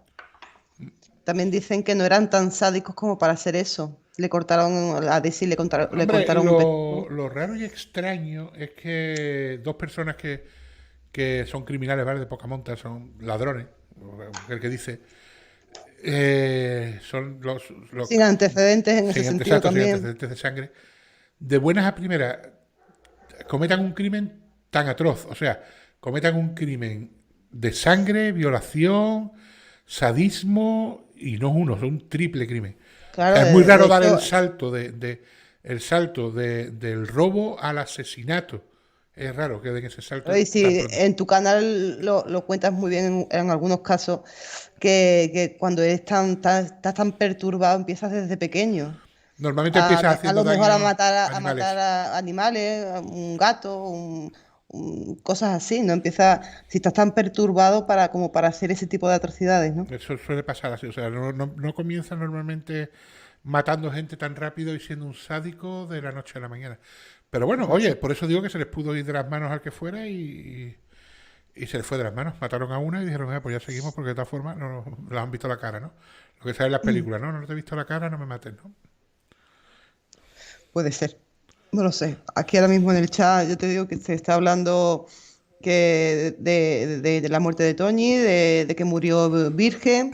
Tony, hay de- una llamada que dicen que, ya lo comenté también en el capítulo anterior, dice el padre de Tony que recibe una llamada días después del secuestro, no sé exactamente cuántos días, porque no lo especifica, y cuando descuelga el teléfono, una voz que él cree que es de su hija, le dice papá, papá, papá 3 veces y se corta la llamada. Entonces, si él dice que cree que es su hija, también es verdad que a lo mejor en ese momento uno quiere creer sobre todas Quiere las creer, cosas claro. que es la hija, pero bueno, si es su hija y él escucha la voz y dice que es su hija, pues esto avalaría la teoría de que las niñas no murieron el día del secuestro. También sería muy cruel, ¿no? Por parte de esa Hay persona muchas, llamar pero eso ha a... pasado, ¿eh? Hay crímenes en los que gente se ha hecho pasar por las víctimas para cobrar, Pues hay que ser muy cruel para para hacer cobrar un eso. secuestro, eso ha pasado. También cuentan que el pasar a la necrofilia también, ya no solo el asesinato, sino la necrofilia es un salto enorme para una persona que no tiene esos antecedentes. Hombre, saltos enormes en todos los sentidos. Que saltas, primero saltas de ser un ladrón de banco y vendedor de drogas, que al fin de cuentas es a lo que se dedicaba Antonio Anglés y Miguel Ricard, simplemente al tema de los bancos y eso, porque Miguel Ricard no traficaba, creo que se drogaba, pero no traficaba. Pasas a ser, primero, un secuestrador, segundo, un violador, tercero, un asesino, cuarto, Claro, un sádico y quinto, un necrofílico. O sea que es que estamos hablando de que has dado en tu historial criminológico un un salto salto brutal. tremendo, tremendo. Sí, igual que dice Raúl López, nadie hace algo así porque le da un barrunto. O sea, esto O es a sea, lo que voy. sales tan normal de tu casa, coger el coche, encuentras tres niñas. Dice Miguel Ricard que una vez yendo en el coche con Mauricio y con otra persona que no recuerdo ahora si es. No recuerdo cómo se llamaba, José Patena puede ser, no me acuerdo, otra persona más. Iban él, el Mauricio, Anglés y otra persona. Dicen que Antonio Anglés dice que lo que le gustaría es coger a 2 o 3 chicas, violarlas y hacerle todo lo que se le antojase y después tirarlas por ahí o algo así, dice que comenta. Pero también sabemos que desde el momento que se cometen los asesinatos, desde el momento que ella se inculpa a Miguel Ricard, lo primero que intentan es demonizar lo máximo posible la figura de Antonio Anglés. O sea, Antonio Anglés lo pone como si fuese un depredador, un asesino, una persona sin escrúpulos. Claro. Es lo que están comentando aquí, todo eso en una noche, ¿no? Claro, si tomamos por hecho lo que la sentencia da como hechos probados, las niñas las secuestran a las 8:20, 8:20, 8:30, y las niñas a las 11 y pico, a las 12 de la mañana están ya muertas y enterradas. Claro. Muy precipitado todo, ¿no? No tiene mucho sentido, De ¿no? hecho, Y después bajan al bar El Parador a comprarse unos bocadillos durante la noche, van tranquilos, sí, suben para exacto. arriba y dice que le da de beber a una de ellas nada más, que es la única que le pide agua y las otras no le piden nada. Y, o sea, que porque ellos Claro, cenan. como, O sea, que no tienen ese remordimiento para hacer su primer crimen. No, ellos, según las declaraciones, súper tranquilos. Ellos las tienen arriba amarradas, las dejan sin vigilancia, van a por la comida, suben, en fin. No sé. bueno, sí quiero decir ahí al chat que sí os leo. Me gustaría que me hicierais preguntas y yo se la diría Claro que el a chat va Trini. muy rápido, por eso Encantada, la he puesto a ella. encantadísima. Por ejemplo, el criminólogo dice que el problema es que vende unas violaciones comunes y no es así. Que vende que no me he enterado, perdona, disculpa. Que venden unas violaciones comunes como si fuera una violación y punto. Claro, pero Y no es no es así. común desde el momento en que ya tomamos por bueno que a las niñas, a las chicas les introducen objetos contundentes y de un grosor improvisto bastante grande, vía anal, vía rectal, Claro, o sea, no exacto. son violaciones normales. No es Es coger a mucha una tela. chica y violarla y ya está. No, es Es una. mucha tela que cortar. Por ejemplo, Son Adriana dice aberraciones. que había prisa por encontrar a un culpable. Eso ha pasado mucho en la casuística criminológica de España y supongo que en la de todos los países. Se ha cogido muchas veces cabeza de turco porque corría prisa por tapar el caso y sobre todo casos cuanto más mediáticos mejor, más prisa corría. Exacto, y también están hablando mucho del tema de los papelitos, tampoco viendo lo que llovía, los vientos casi huracanados que hubo, tampoco tiene mucho sentido. Hay muchas cosas que no cuadran. Es que lo de los papelitos tiene mucha guasa. Los papelitos no tiene mucho sentido que aparezcan en una fosa, en un lugar en la que yo no recuerdo qué velocidad dijo Juan Ignacio Blanco que habían consultado en el Instituto de Meteorología, pero vamos, lo puede consultar cualquiera, meter la fecha y tal, y si sabes las coordenadas te dicen tipo de Sí, viento, tipo de lluvia y demás que ha habido por aquella zona, y hablaron hablan de de vientos casi vientos huracanados. casi huracanados, Daos exacto. cuenta que aquello es un páramo, allí estás entre montañas, allí el aire corre que es una barbaridad, ¿eh? Allí se puede poner aire a 70, 80 kilómetros por hora fácilmente. Después dicen que para hacer semejante fosa para meter a 3 chicas sería remover una tonelada de Bueno, tierra y la fosa estaba ya hecha con anterioridad porque según comentan, ellos robaron una moto, una Honda 600 creo que de hecho luego la moto aparece y tiene arena en el carburador y demás. Y ellos tenían hecha la fosa porque ahí enterraban la moto. Ellos metían la moto ahí, la tapaban y la destapaban cuando iban a coger la moto para cometer un crimen. Entonces esa moto por lo visto la sacan de la fosa donde entierran a las niñas y la moto sí, se la llevan a la caseta del borracho. eso está comentando vos, papi, que la fosa ya existía. Sí, la fosa ya estaba hecha. Bueno, la fosa estaba hecha, de hecho, pero por lo visto no tenía las mismas medidas porque, a ver, según la declaración que hace Miguel Ricard, Antonio Anglés se va a la fosa para agrandarla para que quepan los 3 cuerpos. Claro, es que, mira, por ejemplo, Raquel lo dice muy claro, dice, no son violaciones, es sadismo y necrofilia, eso no es normal en ladrones medio yonkis. Exacto, no son violaciones. Es Sí, sadismo y eso- necrofilia, que es lo peor. exacto, es algo, yo creo que una persona que esté medio cuerda, aunque vaya drogada, No, y eh, pasar de ser ladrón a ser eso. claro, Es que, de pasar de robar mandarina exacto. No, bueno, y mandarina no, cualquier. porque roban también bancos y demás, y de hecho tenían un Bueno, dinero. pero no hacían tampoco daño. Es que es un nivel de sadismo muy cruel, muy grave. Y la necrofilia también, hay muchos asesinos que no harían Y necrofilia también. comentando el tema del fotógrafo, aquí sí quiero hablarlo porque no lo hemos mencionado mucho, pero el fotógrafo dice que cuando llega se da cuenta que solamente tiene un carrete, cosa que tiene poca explicación también, la verdad, y dice que por eso decide agrupar todas las pruebas juntas y echar las fotos todos juntos, y luego que no echa fotos de los cadáveres conforme van saliendo de la fosa, ni en la posición en la que están, ni cómo van apareciendo, pues simplemente porque la gente que está sacando a los cadáveres se encuentra muy cansada y que como él es muy buen compañero, pues que se mete dentro y prefiere ayudar antes que seguir fotografiando. Yo vuelvo a repetir lo mismo que he dicho al principio. Esta decisión no es una decisión que tenga que tomar el fotógrafo. O sea, si esta decisión la tomó él y la hizo, no es él el culpable. El culpable es el juez, que es el que tiene que marcar lo que tiene que hacer cada persona. La función del fotógrafo es sacar ¿cómo se dice? Un relato fotográfico de cómo han sido todos los hechos y cómo ha ido apareciendo todas las pruebas y todos los cuerpos que han salido de esa fosa. Y de las pruebas que había alrededor de la fosa, la situación y demás. Si el fotógrafo toma por mutuo propio la decisión de hacer eso y el juez lo deja, el culpable primero es el juez, no el fotógrafo, ¿eh? Una pregunta te va a hacer de Adriana Falotico. Las ataron con gasas y usaron dilatadores que se usan en ginecología. Hablan de la dilatación que tenían esas chicas. Bueno, ¿Qué opinas, Triun? lo que usaron para dilatarlas no se sabe. Son objetos que no presentan aristas ni filos, según decían, exceptuando a uno de ellos que sí tiene filos y tiene aristas, de hecho le provoca varios cortes vía vaginal, pero los anales no, los anales son objetos sin aristas ni filos, según comentan. Es más, es que a Miriam las lesiones que presenta vía rectal son post-mortem, o sea, no se las hacen ni vida. O sea, de ella abusan analmente ya muertas, es que es muy fuerte, ¿eh? Sí, pero hay que reconocer que la dilatación era extrema, ¿eh? Sí, era extrema, pero no dicen el objeto con el que se hizo. También están diciendo que vaya a tener al fotógrafo como profesional debería saber y querer hacer sus funciones ya que él depende de muchas cosas. Pero también decimos una cosa, no era un fotógrafo que se dedicase al tema del levantamiento de cadáveres.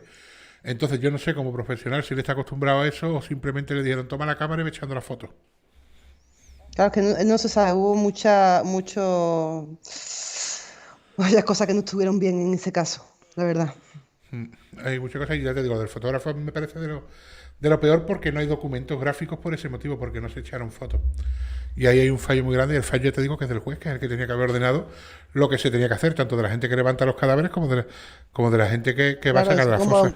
como has comentado antes, eso es una orquesta, ¿no? Claro, Cada uno tiene que hacer lo que tiene que hacer y siempre hay uno por encima de ti, uno que es el que se ocupa de decir tú aquí, tú allí, ¿no?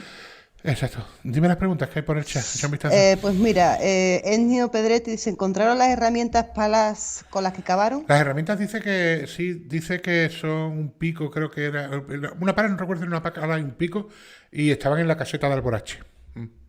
Mira, MIS 1985, te recuerdo que la muchacha es ginecóloga, dice, no creo que usaran instrumentos ginecológicos para torturarlas, ni fueran médicos, no me cuadra más con un ritual. Claro, es que el tema de los objetos con los que fueron dilatadas no se sabe. Simplemente en la autopsia lo que figura son objetos sin aristas ni filo, que por eso no puede ser un pene, diciéndolo mal y pronto, porque no presenta forma anatómica, no presenta una morfología, ¿cómo se dice? El objeto que le metieron era uniforme, o sea, quiere decir que igual por la punta que por detrás, que si es liso, no tiene deformidad, no tiene rugosidad. Entonces las lesiones que presentan no presentan rugosidad ni deformidad. Por lo tanto, el objeto que lo introducen es un objeto que no tiene, que es uniforme. Entonces se descarta que sea un pene y se descarta también que sea un objeto, un palo. Sí, después Raúl López te pregunta, ellas fueron violadas y torturadas en una casa grande y preparada. Bueno, eso no se sabe, eso es una teoría. Que no- Lógicamente eh, yo pienso que no fue en la romana. supongo que se referirá a que no lo hicieron ahí en mitad del campo. Yo pienso que no fue en mitad del campo. Y para empezar, porque en la romana no se encontró ningún resto biológico y deberían de haberlo encontrado si se hubiese hecho allí, con todo lo que le hicieron. Después Javier te pregunta directamente que si crees que arreglaron el viaje del padre a Londres para que aparecieran los cuerpos. Aquí no entra lo que yo crea, aquí entra lo que dice él. Él dice que la Murray esta, la periodista inglesa, es la que lo convence o lo trajina para quitarlo de en medio en esa fecha, que ya lo habían intentado con anterioridad, intentar llevárselo, no sé si era a Pamplona o a otro sitio que lo querían llevar, y al final no accedió a ir allí, y que al final por H o por B, mediante la presión de esta periodista, decide irse a Londres en esa fecha concreta. Ya digo que el padre sabrá más que yo en ese aspecto porque era el que tenía, el que vivía. Y mentir, él tampoco se lleva nada en el bolsillo por mentir, tampoco, la verdad. Tampoco le interesa Por si eso quiere que encontrar... ahí no voy a discutir. Si él También- lo dice y se sintió presionado y sintió que se lo llevaron de, como digamos, influenciado, que se fue influenciado por esta persona, pues él sabrá lo que está diciendo. También dicen que usaron instrumentos de tortura, ¿no? Como la Inquisición. Bueno, hay unas lesiones que tienen las crías, una de ellas, y es que presenta unas ataduras en los pies y unas ataduras en las manos, que son típicas digamos, al haber estado elevadas, al no haber tenido, como que las ataduras aguantan el peso del cuerpo, que no las han atado estando la niña sentada o apoyada, sino que estas ataduras se han usado para tenerla amarrada en altura. Y me recordó mucho cuando leí ese dato, que hay dentro del tema de vintage, del sadomaso y tal, hay una cruz así no me acuerdo el nombre que tiene esa cruz, que las amarran así, las amarran por los brazos y las amarran por las piernas. Y me recordó mucho a eso. No sé si tendrá algo que ver o no, pero me recordó mucho a eso. Mira, aquí dice Raquel, algo que yo estoy muy de acuerdo desde luego, dice, ¿y alguien se puede creer que con esas dilataciones pudieran caminar, aparte de los acuchillamientos? No lo sé. Bueno, los acuchillamientos, según dice Miguel Ricard, se los da en la fosa, una vez que están en la fosa. Pero no sé, yo creo que no, yo no sé, ya hay una ginecóloga en el chat, podrá responder ella Sí, también, mejor que nosotros, porque yo no sé si con esas también dicen dilataciones... que con esas heridas que tenían, con todo lo que le hicieron, no podrían ni caminar realmente. Y bueno, y Toñi ya creo que estaba muerta de antes. No, Tony muere, O por muere, lo muere menos, antes del tiro, sí. exacto. O sea, o la llevaron cogida en brazos o algo, no lo sé. Bueno, aquí hay una cosa muy clara. Yo pienso sinceramente que a las niñas no le hicieron lo que le hicieron en la caseta de la romana, porque no hay ni un vestigio dentro de la caseta de la romana. Por lo tanto, a las niñas las llevaron a la fosa, pienso yo, ya muertas. Y si las llevaron ya muertas a la fosa, imagino que las cargaron con la moqueta y esa fue la función que tuvo la moqueta. Ese es mi punto de vista, mi teoría, ¿eh? Vuelvo a repetir. También dice Nita una cosa que es muy interesante. Dice, las ataduras que tenían no las sabe hacer cualquiera. Sí, se habla de que tenía unas ataduras tipo ejército, tipo marinero y tal, y se habla de que como Miguel Ricard estuvo en la Legión, él sí sabía hacer ese tipo de ataduras y Antonio Guerrero. Es verdad que yo he visto las ataduras, que están las fotos por ahí, y es impresionante porque será por el barro y tal que tienen y la forma en la que están hechas, que parecen unos grilletes, ¿eh? Son perfectas, o sea, son unos grilletes perfectos. Yo he visto las ataduras y son unos grilletes perfectos. No sé si el nudo es un nudo típico del ejército, un nudo típico de tal. También se habló mucho de la teoría de los paramilitares que estaban aquí en la zona de Valencia haciendo prácticas y demás, y de que el crimen lo pudieron cometer ellos. Ellos sí sabrían hacer ese tipo de nudos. Mira, Gabriel, vamos, ya lo has comentado antes, pero para que se lo expliques un poco, Gabriel Díaz te pregunta, ¿y lo de la cruz de Caravaca incrustada en el cuerpo de una de las niñas, es verdad eso? Incrustada no, la cruz de Caravaca no aparece incrustada. La cruz de Caravaca o cruz de Lorena aparece sobre las vértebras lumbares de Desiré. Y sigue real, aparece ahí. De hecho, aparece porque Frontera hace una radiografía y ve que hay algo ahí y ve que es una cruz de Caravaca. Por lo tanto, no es una cosa que estaba ahí depositada, sino que estaba dentro porque el cuerpo es trasladado, transportado, se mueve para arriba y para abajo y hasta que no se le hace la radiografía no se encuentra la cruz. O sea, que está dentro del cuerpo. Que no es que esté ahí porque se haya apoyado y haya acabado ahí, no, está dentro porque ya te digo que el cuerpo se traslada y se mueve y la cruz permanece dentro de las vértebras. Dentro no, sobre las vértebras. También preguntan que por qué les dieron un tiro si ya estaban muertas. No, según el examen de toxicología, la única que sí estaba muerta cuando le pegan el tiro es Tony. Las demás no, las demás estaban vivas y mueren por el tiro. Porque eso, por lo visto, según comentan en las autopsias y los médicos y los de toxicología, cuando reciben el tiro estando vivas, presenta unas inflamaciones y demás que no lo presenta cuando lo recibe muerta. Y Tony no lo presentaba, por lo tanto Tony es la única que recibe el tiro ya muerta. Bueno, esto no tiene nada que ver contigo, pero les quiero dar las gracias a María Isabel Jiménez, que me ha dicho que Jessica, gran aportación al canal. Muchas gracias. Bueno, Seila también dice que tenían todo preparado, entonces, ¿quién llevaba en el maletero un pico, una pala, gasas, informes médicos, un objeto desconocido, una pistola, un guante, una mosqueta? Sí, partimos de la base pongamos que no creemos la versión oficial, según comenta Miguel Ricard, el pico y la pala lo tienen en la caseta de Alborache. Van, recogen el pico y la pala y entonces es cuando realizan la excavación. O sea que ellos tenían la herramienta en la caseta de Alborache. También han preguntado antes más arriba que no ha aparecido todavía en la mano de una niña.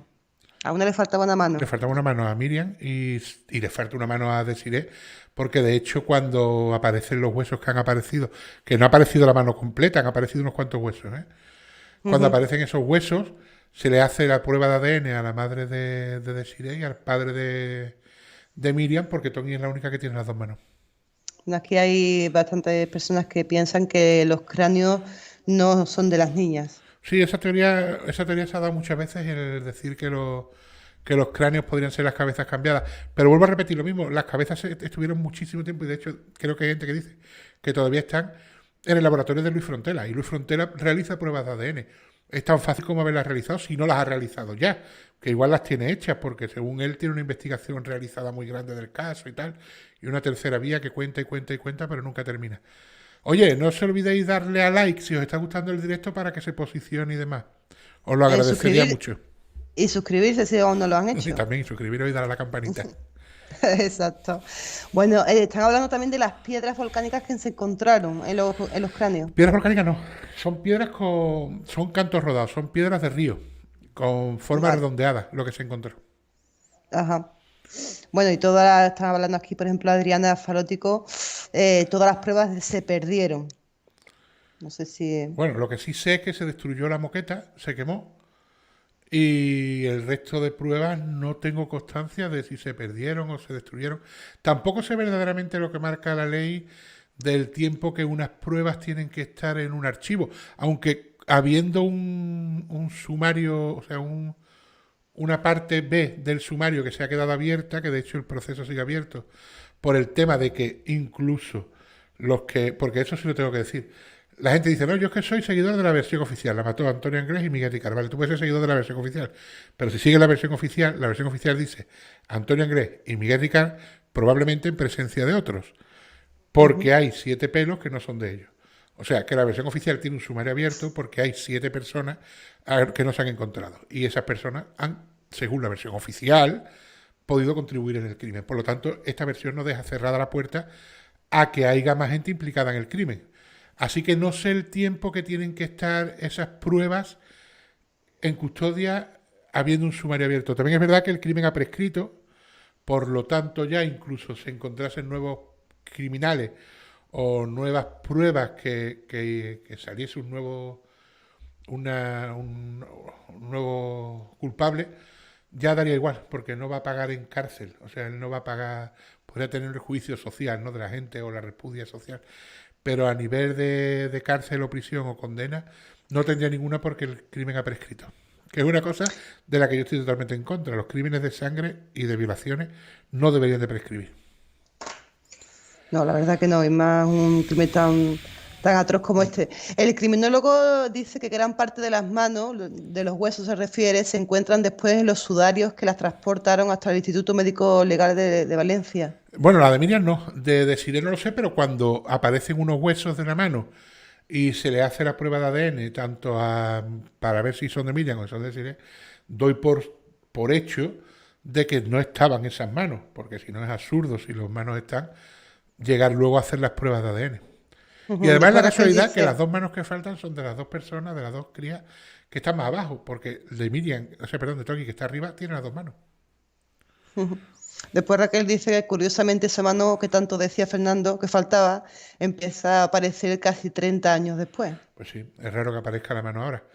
Volvemos a lo mismo, no sabemos tampoco cómo apareció porque el chico que la encontró, no encontró la mano, encontró unos huesos. Es que pensamos que es la mano entera, pero no apareció entera, aparecieron unos huesecitos de la mano. La encuentra, lo mete en un papel de alba y se lo lleva a la Guardia Civil. Tampoco es muy lógico, ¿no? Pero fue lo que hizo. Pero... también han preguntado que si analizaron las balas que se encontraron dentro de los cuerpos. Creo que la prueba de balística de las balas, sí, las que se encontraron dentro de los cráneos. Hay una que no aparece, que es la de Siré, creo que es, porque sale por el ojo, aunque luego la encuentran en las manos, creo que la tienen en las manos. Y encuentran otra bala que no llegó a detonarse, porque por lo visto se le encasquilló el arma, y aparece también dentro de la fosa. Cosa rara que quites los casquillos de de los 3 disparos, porque no aparece casquillo ninguno. Tú, el que ha visto un arma alguna vez lo sabe, tú pegas un tiro, sale la bala y el casquillo sale rebotado, sale de la pistola. Pega 3 tiros y no aparecen esos 3 casquillos. Y sin embargo la bala, porque cuando se queda encasquillado montas el carro otra vez, sale la bala que estaba encasquillada y entonces puedes disparar. Esa bala que estaba encasquillada aparece en el sudario de las niñas, pero sin embargo no aparecen los casquillos. O sea, el que mató a las niñas tuvo la suficiente coherencia de quitar los casquillos, pero no quitó la bala. No tiene mucho sentido. Ajá, claro. Están diciendo que las municiones y los nudos son militares, muchas coincidencias. Eso dicen, que son nudos militares. También hay una teoría, ya te digo, que hablan de los sicarios estos que fueron luego a Bosnia y Kosovo, creo que son, que estuvieron haciendo prácticas allí y por lo visto dicen que hay muchas posibilidades de que fueran ellos los autores de los crímenes. Hubo muchas cosas muy mal hechas en este caso. Y bueno, aquí en Mercha han hablado de todos de los dichosos papelitos, de que metieran los cueros cabelludos todos juntos en una bolsa. Pero los papelitos es muy sencillo. Yo creo que todo el mundo vive cerca de un campo o de una loma. Vete un día a un campo tuyo que esté en alto, no te vayas ahí a un llano, vete a un alto, en mes de noviembre, que es cuando hace aire y hace viento, de noviembre a diciembre, a enero, parte un papel en 20 o 30 trozos, lo dejas ahí en un sitio y vuelve a los 75 días a ver si encuentras alguno. Claro, punto. que le llueva. Es tan fácil como eso. Cógete un día de noviembre, llévate un papelito a lo alto de una loma, lo partes allí cerca de donde tú vivas Y a los 75 días vas y miras, a ver qué encuentras. Hombre, Y ya está. y viendo si son yonkis o son Es que hay cosas. ladrones de ponga monta, las chicas llevarían unas 3.000 pesetas entre todas y llevaban cadenitas de oro, llevaban anillos. Mira, llevaba Y 2.100 y pico, no menos, mira, llevaba 2.100 y sí, pico. 2.000 y pico, 500 pesetas las llevaba. 3.500 llevarían No, entre las tres. 2.600, 2.600 pesetas. O sea, que no se llevaran eso. También preguntan si crees que hay relación con el crimen de Macastre. Hombre, el crimen de Macastre y el crimen de Alcácer son parecidos en algunas cosas. Son tres personas, tres adolescentes de entre 14 y 15 años. La única diferencia es que en el caso de Macastre hay un niño y son dos niñas, dos chicas y un chico, y en el caso de Alcácer son solo tres chicas. Es por la zona, coinciden en el bar El Parador, porque el último sitio en el que se ve con vida a los tres críos de Macastre es en el bar El Parador, y el último sitio al que van a comprar comida Anglés y Ricard, se supone, antes de acabar con las crías, es en el bar Parador también.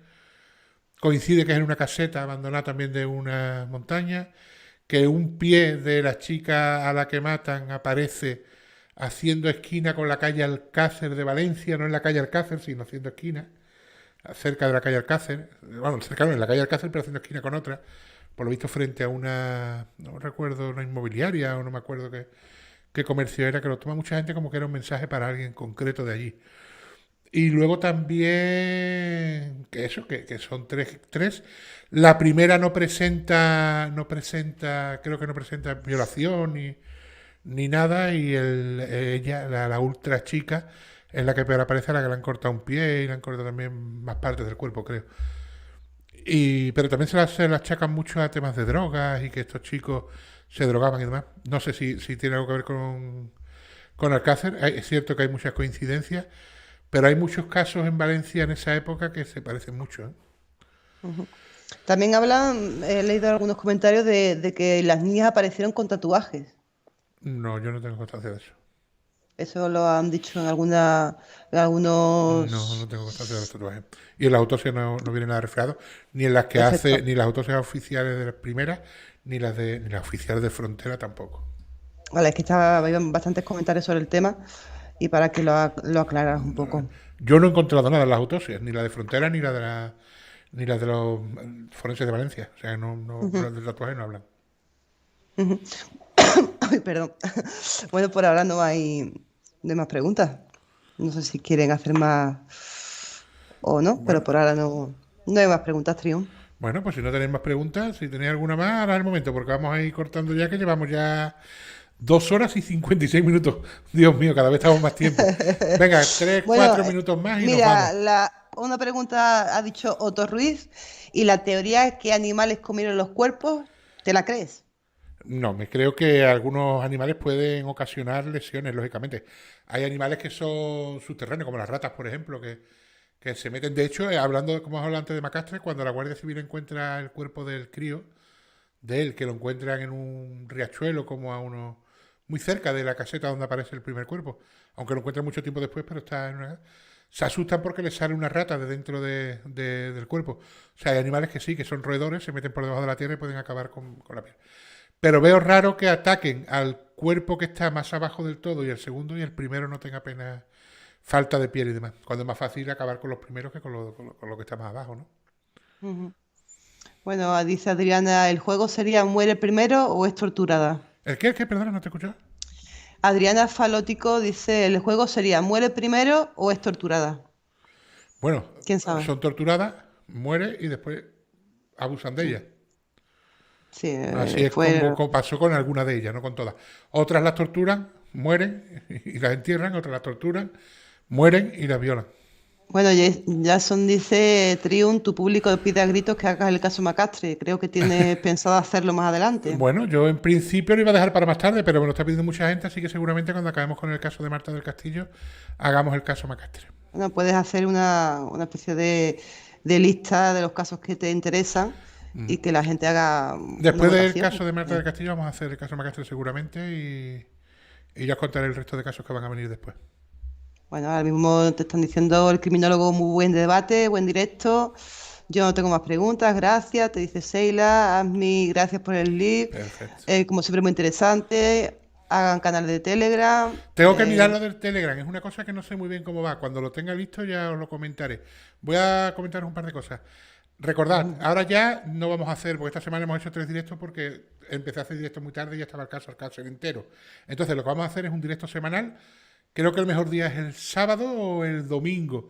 Luego os pondré una encuesta en comunidad para que decidáis ustedes si preferís el directo el sábado o lo preferís el domingo. Si lo preferís a las 9, lo preferís a las 10, más o menos para que me digáis la hora y el día concreto. Entonces vamos a hacer un directo semanal. En este directo vamos a terminar con lo que son los casos Alcácer, o sea, en el próximo directo hablaremos de las autopsias, en el siguiente el tema de las declaraciones de Ricard y en el próximo el tema de la huida, luego empezaremos con el de Marta del Castillo y iremos tratando en todos los directos los casos que estamos tratando en el canal, ¿vale? Siempre con los capítulos que hemos hablado. Entonces, ahora vamos a pasar ya solamente a un directo semanal, es que no me da tiempo de hacer tanto. O sea, vamos a hacer un directo semanal. Como ya sabéis, subimos vídeo el jueves y el sábado o el domingo voy a poner una encuesta y ustedes decidís el día que os viene mejor para hacer el directo. Bueno, yo os quiero dar las gracias, bueno, darte las gracias a ti y dar las gracias a toda la gente del chat. Me lo he pasado muy bien y me ha encantado. Muchísimas gracias y buenas noches. Lo otro que quería decir, no olvidéis darle a like si nos importa, ¿vale? Para que se posicione bien el vídeo, al que no lo haya dado, y el que no sea suscriptor y os gusten los temas que tratamos, ya sabéis, suscribiros y activar la campanita para que os lleguen las notificaciones cuando suba nuevo material, que ya sabéis, subo todos los jueves, subo vídeo nuevo y ya os he dicho, el sábado y el domingo vamos a hacer un directo, ¿vale? Y poco más, encantado de haber estado con vosotros otro día más y quedamos pendientes para la semana que viene. Os pongo la encuesta y ya vais preguntando, si queréis hablarme a mí por privado o tenéis que comentarme algo, queréis decirme algo, ya sabéis, podéis agregarme en Twitter como Triunart, @triunart, o en Instagram, @triunart también, y también podéis mandarme mensajes privados por ahí, podemos hablar, ¿vale? Así que nada, lo dicho, el sábado o el domingo tenemos el próximo directo, voy a hacer la encuesta y darle a like y suscribiros a los que no estéis suscritos. Buenas noches a todos, gracias Jessica. Un placer. Espero tenerte el próximo día también porque me ahorras tener que estar tan pendiente del chat que no puedo con todo. Así que nada, espero que os haya gustado el directo, buenas noches a todos y hasta la próxima semana.